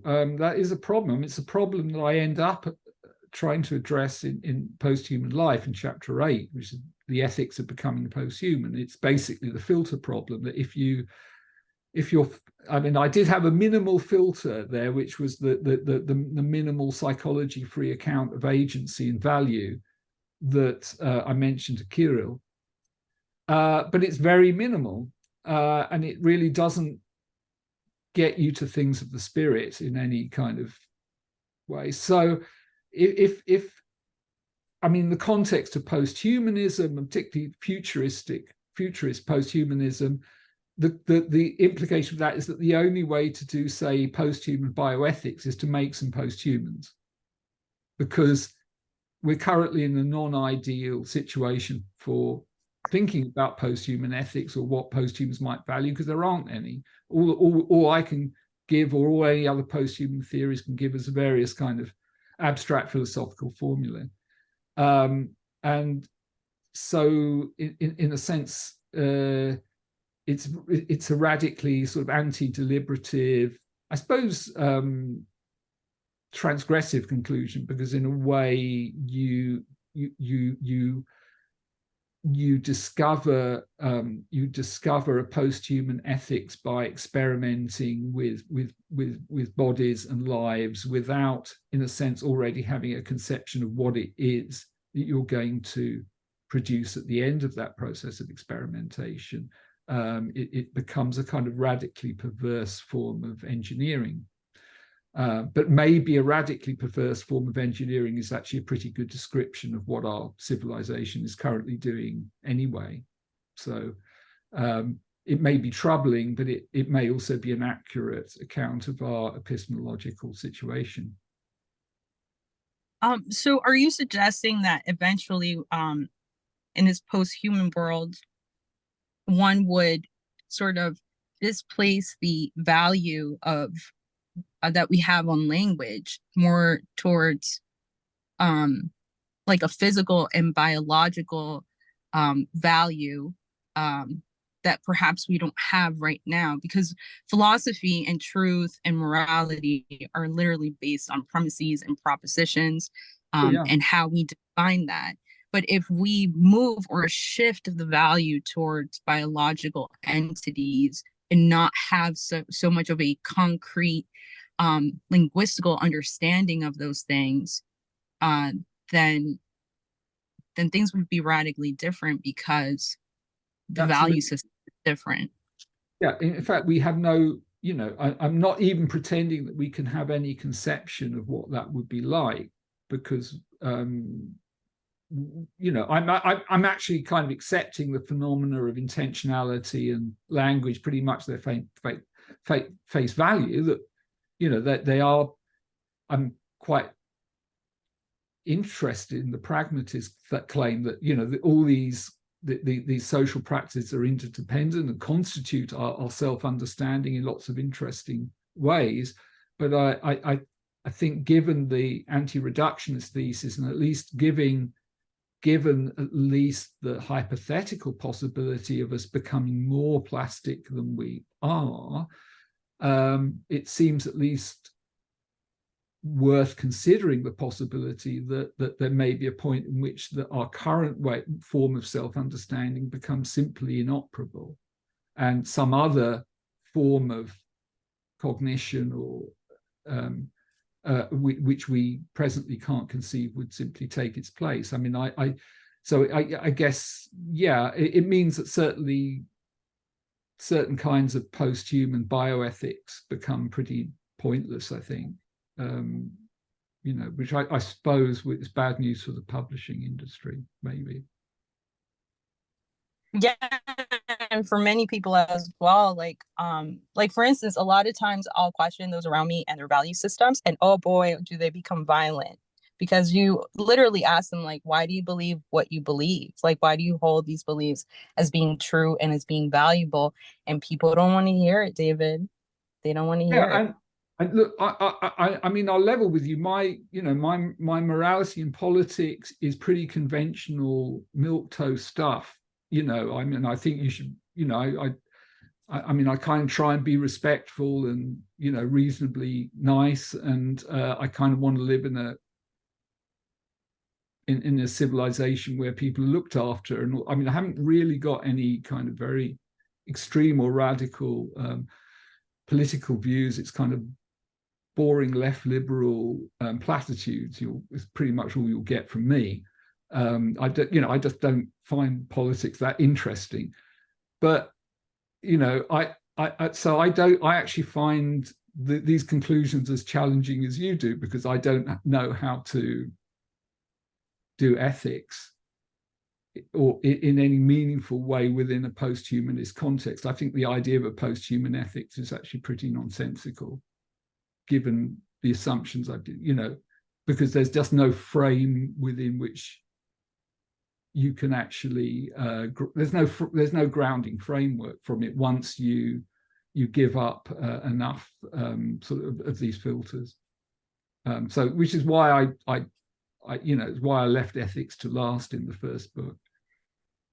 Okay, great. Thank you so much. There's a lot to think about. I definitely will probably hit you up on Facebook to touch further upon these topics. But thanks so much, David. Thanks, Ada.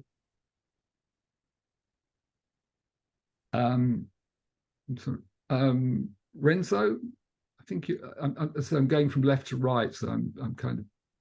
Yeah. If people who've asked a question could put their hand down, that might help as well, because. Good. Okay. Nice to hear you again, David. It's a pleasure. Yeah, nice to see you, Renzo, again. Yeah, it's the same. It's quite interesting here your position in this aspect of agency. Made me think in many aspects of organological way of thinking.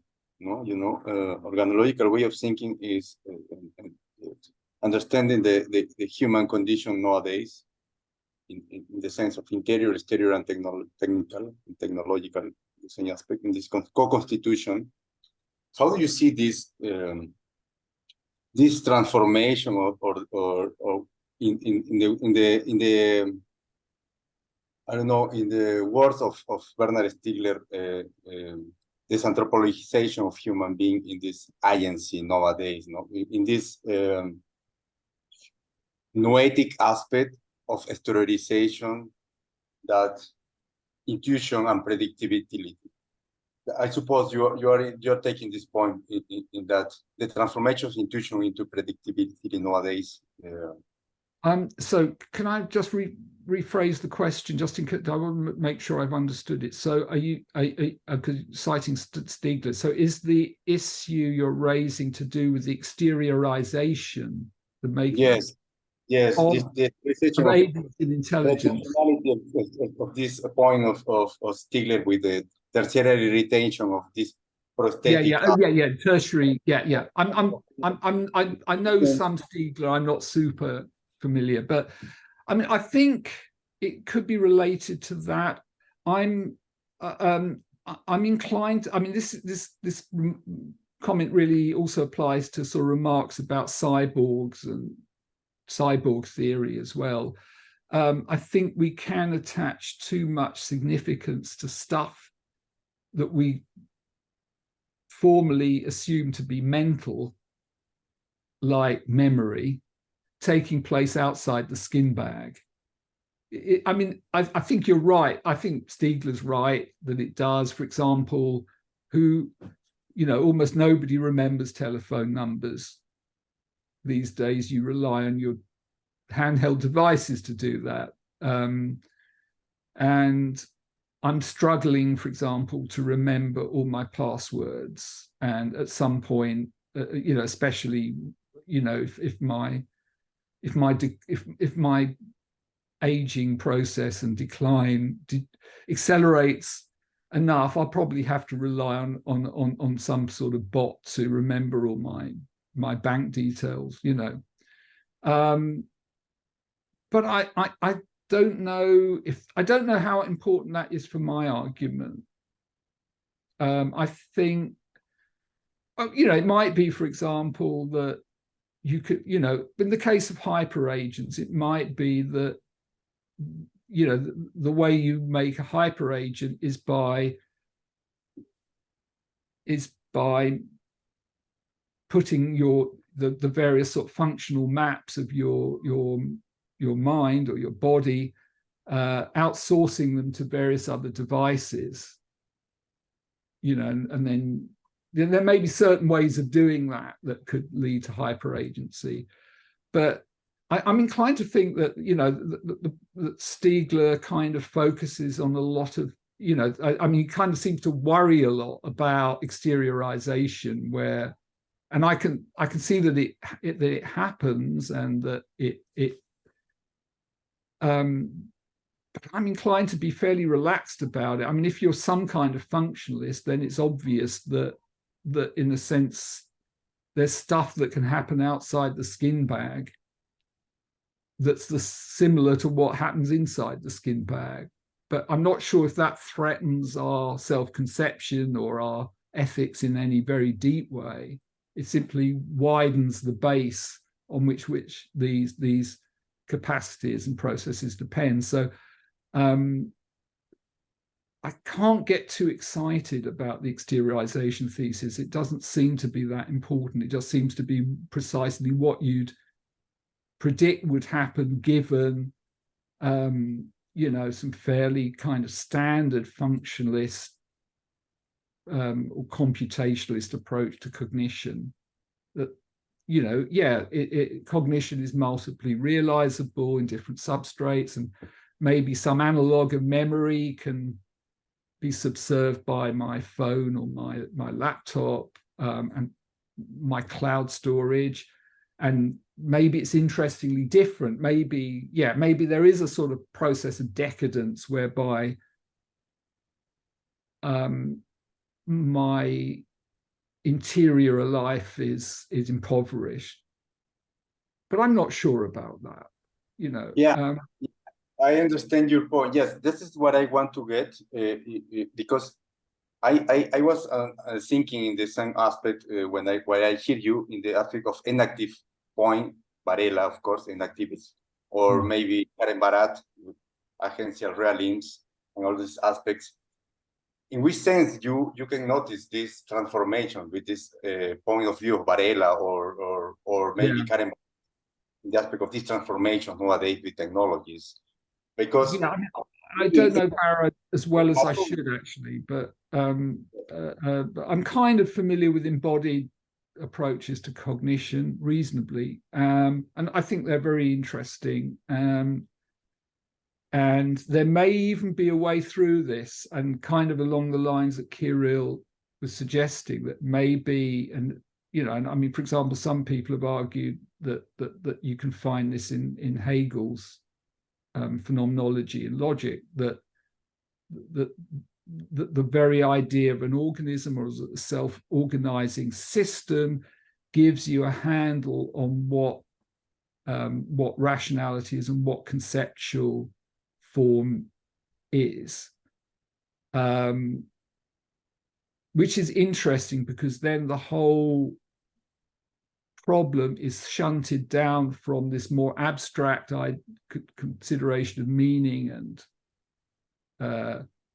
semantic, you know, functionalist or conceptual role semantics or whatever, down to the kind of stuff that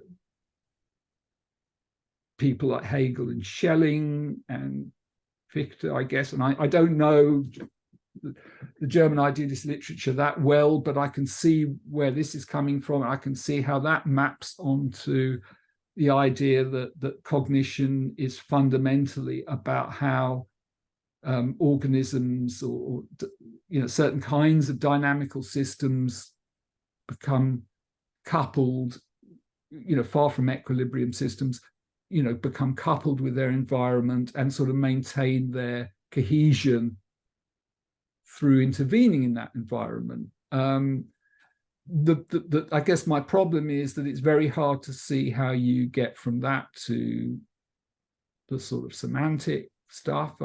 That's one worry. Then you might insert a kind of Deleuzean worry that actually the very notion of an organism as a sort of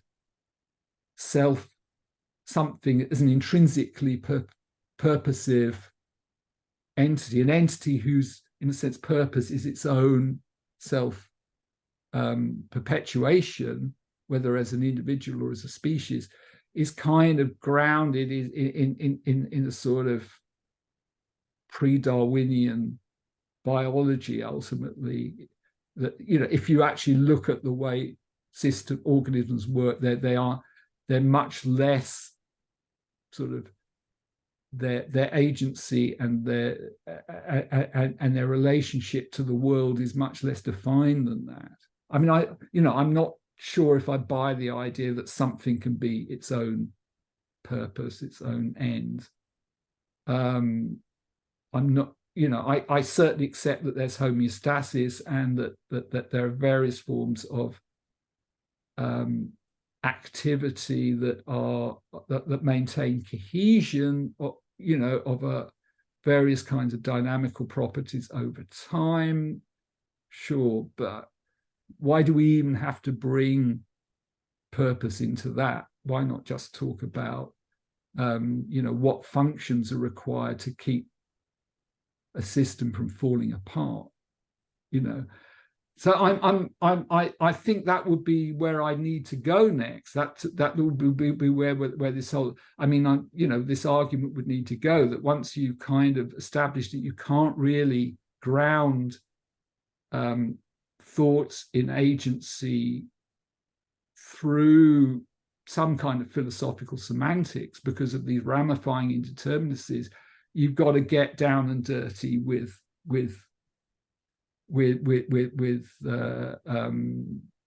some kind of philosophical biology or phenomenology.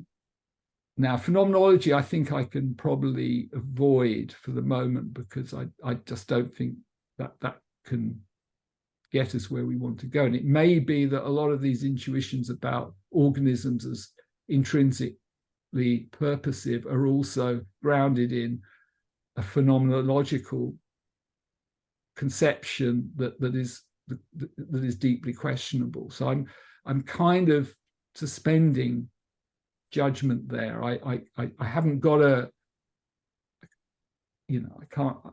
I can't say that that's wrong. I think it's actually where we need to go to actually think this stuff through. But I'm also a bit skeptical about whether the philosophy of organism is going to cut the mustard.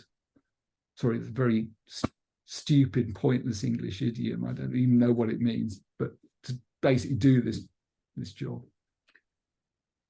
Thank you, David. Thank you. Thanks. Can I just comment on something that was just said, David, before the next person goes? Yeah, sure.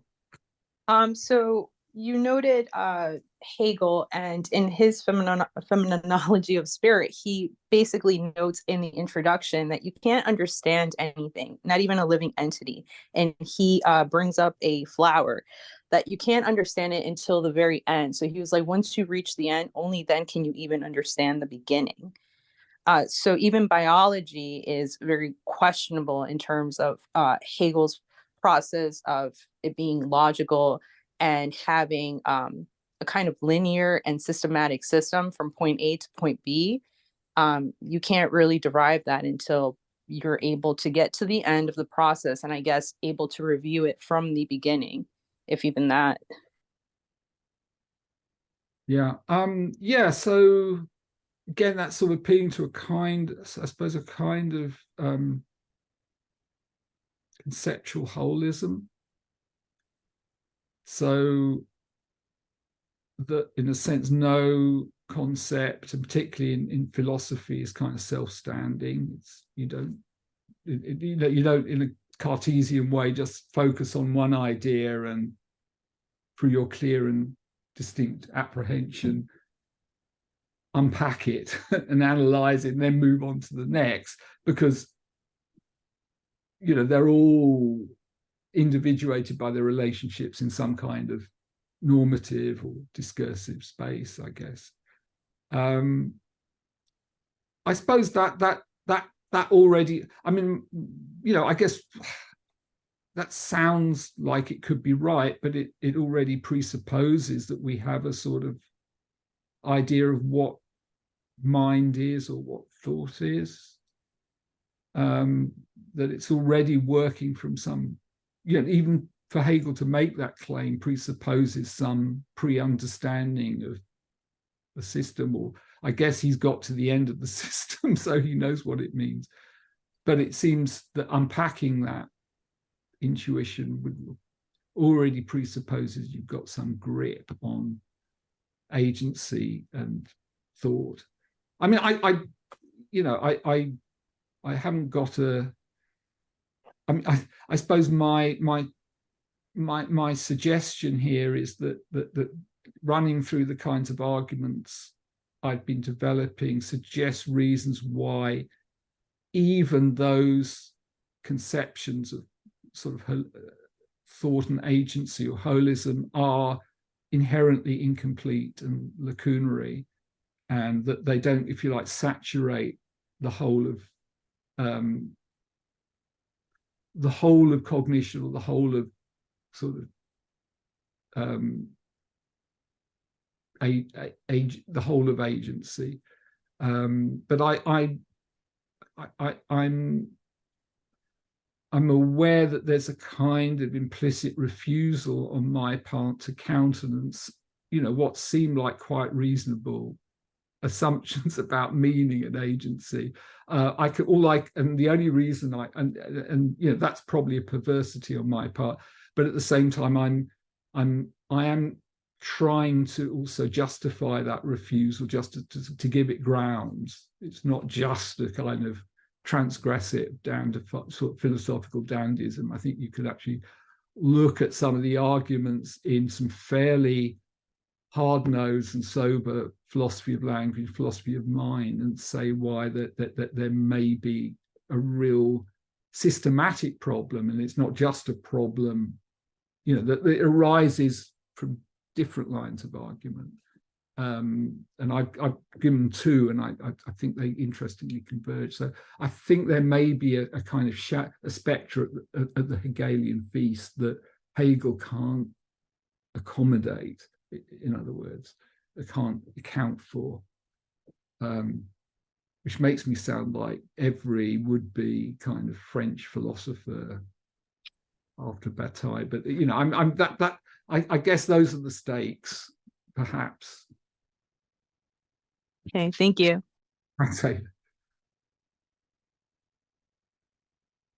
Thanks, David. My comments are a bit related to the last two comments, because I mean, we can connect it to self-organization. What I wanted to say about your comments on Brandom are very interesting, because they point to this thing that I've been interested in Brandom, which is the idea of this. Whereas, as Kirill noted earlier, that in Sellars you still have this desire to naturalize normativity, and then in Brandom that becomes like the kind of mistake that he wants to avoid, and so it kind of lifts off into this unnaturalizable kind of almost kind of like a reciprocal loop. This kind of lifts off into its own, so like the fundamental is no longer, the fundamental entity is no longer kind of nature or something, or matter, but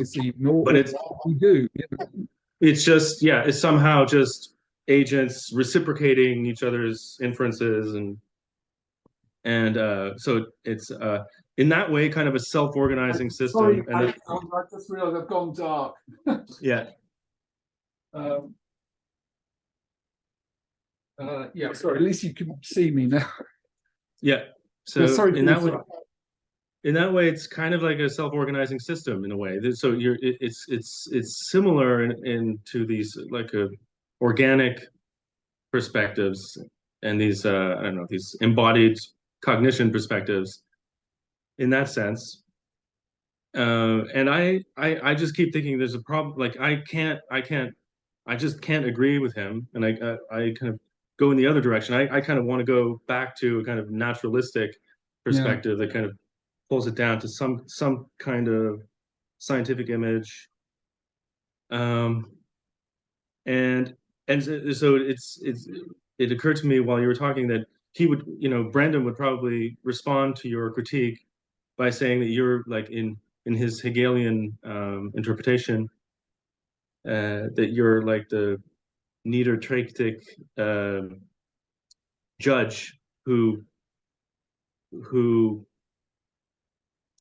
just fails to reciprocate the confession, who just decides, no, well, like I don't necessarily. So he'd probably say something like, there's some kind of performative contradiction in the very fact that you're raising these concerns about agency.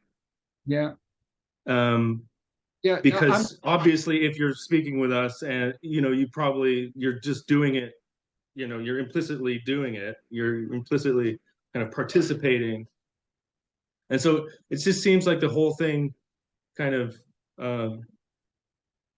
it just falls apart if you don't trust in the process. Like it's a spirit of trust. Like you need to keep trusting it for it to work, and as soon as you don't.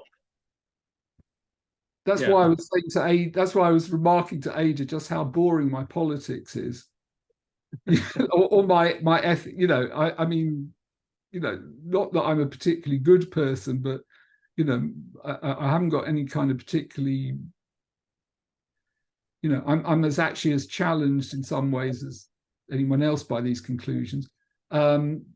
I think the other point, another point I could make, I think, with regard to the sort of charge of self-contradiction, if I was saying that thought wasn't real, or meaning wasn't real, or agency isn't real,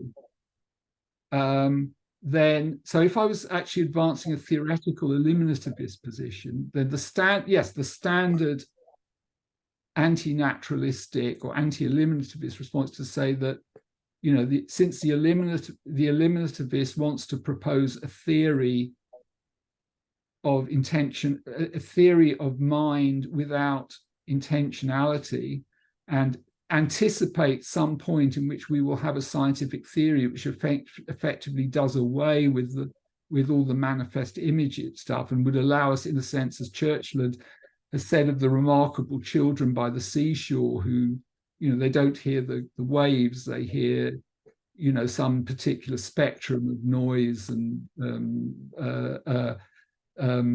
some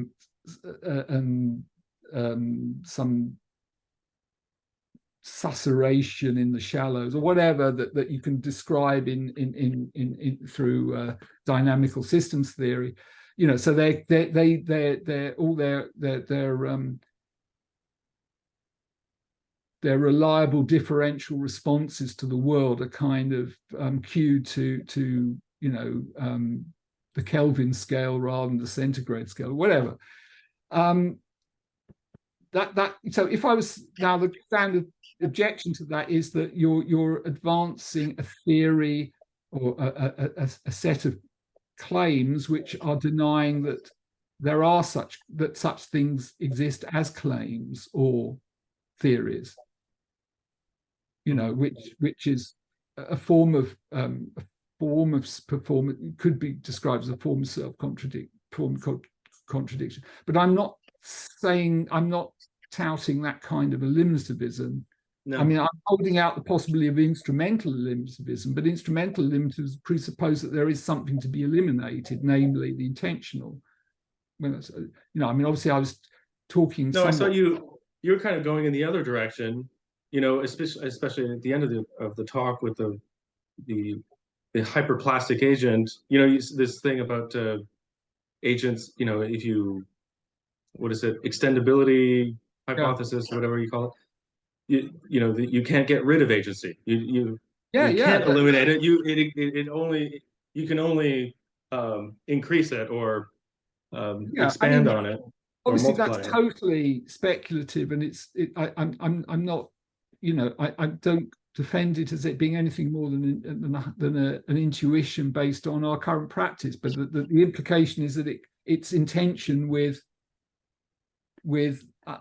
other parts of our practice, that they don't make a kind of cohesive whole. But I'm not saying that there's no agency. In fact, I'm saying agency may be so real that our current way of thinking about agency may not be able to capture or track all the forms of agency that there might be. So, you know, it's not necessarily even eliminativist about agency. It's perhaps instrumentally eliminativist with regard to the intentional, but it's allowing that there might be forms of agency that we couldn't connect, just as there might be physical phenomena that, I know, whatever happens in the singularity of a black hole that we might never observe or have any viable theories about. I mean, there might be things that are just beyond our capacity to ever understand, well, as long as we're merely human. So I'm not saying that agency isn't real. I'm just saying that we don't have that we can't extract a coherent. I'm suggesting perhaps that we can't construct a coherent account of mind or agency simply from our current sort of social practices of intersubjective ascription and interpretation. So I'm kind of agreeing with where you want to go. I think perhaps one way to go is towards a kind of a more austere naturalism, or to, you know, to a certain kind of experimentalism when in ethics, perhaps, you know. Yeah. Well, I'll leave it at that, because it would just open up onto so many things. But thanks a lot. And nice to see you, Alex. Sorry, I didn't have a chance to say hello properly. Yeah, nice to see you too.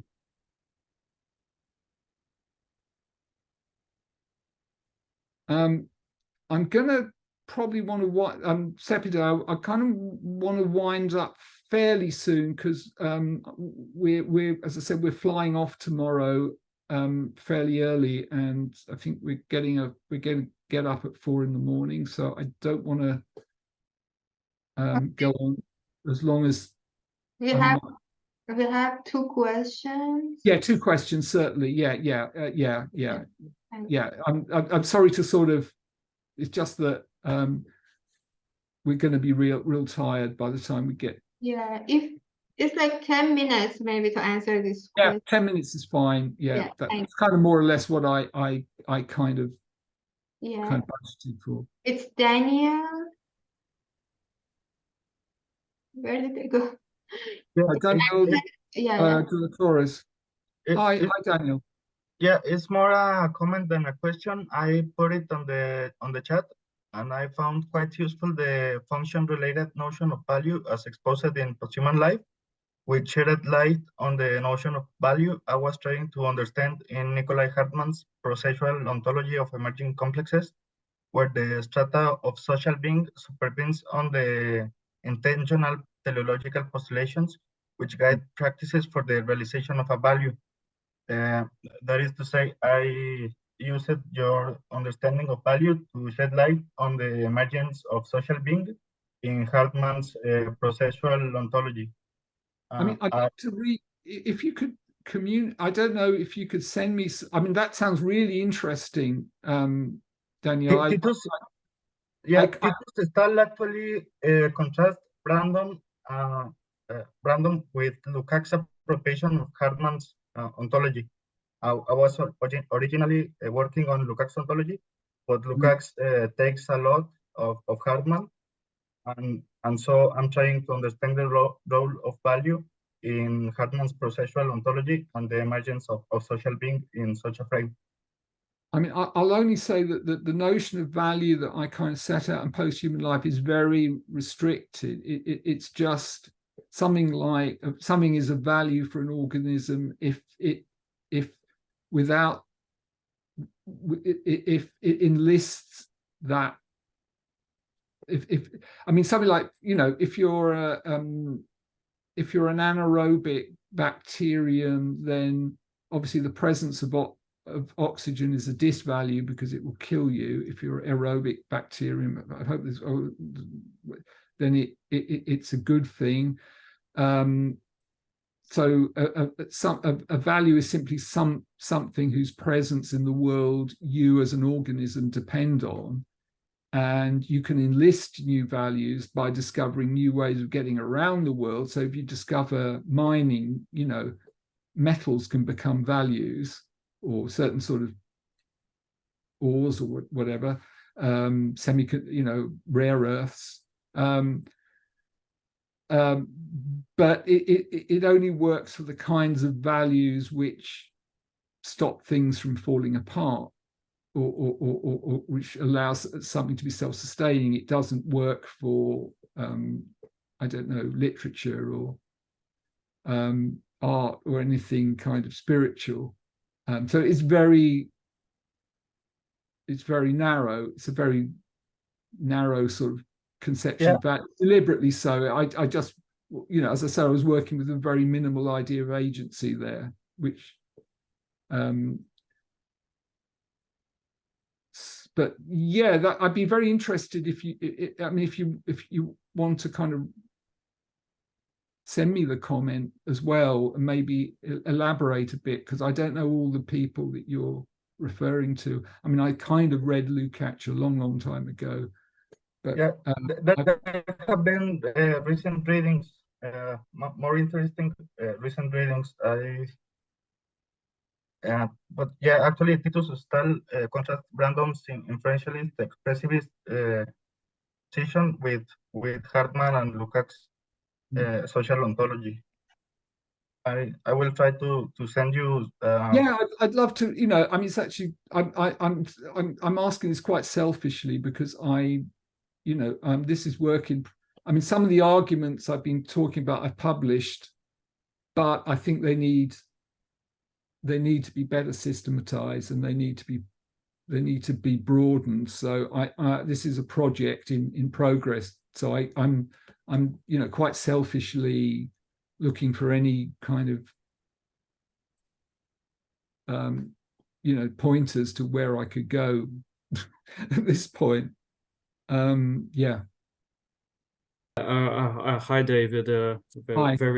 We haven't met in person, I think. Super quick question, very quick. Do you believe that social systems can be hyperagents, like law, economy, economic system, things like this? That's really, really, really interesting, and I don't see why not. There's no particular reason I can see why a hyper agent shouldn't be collective.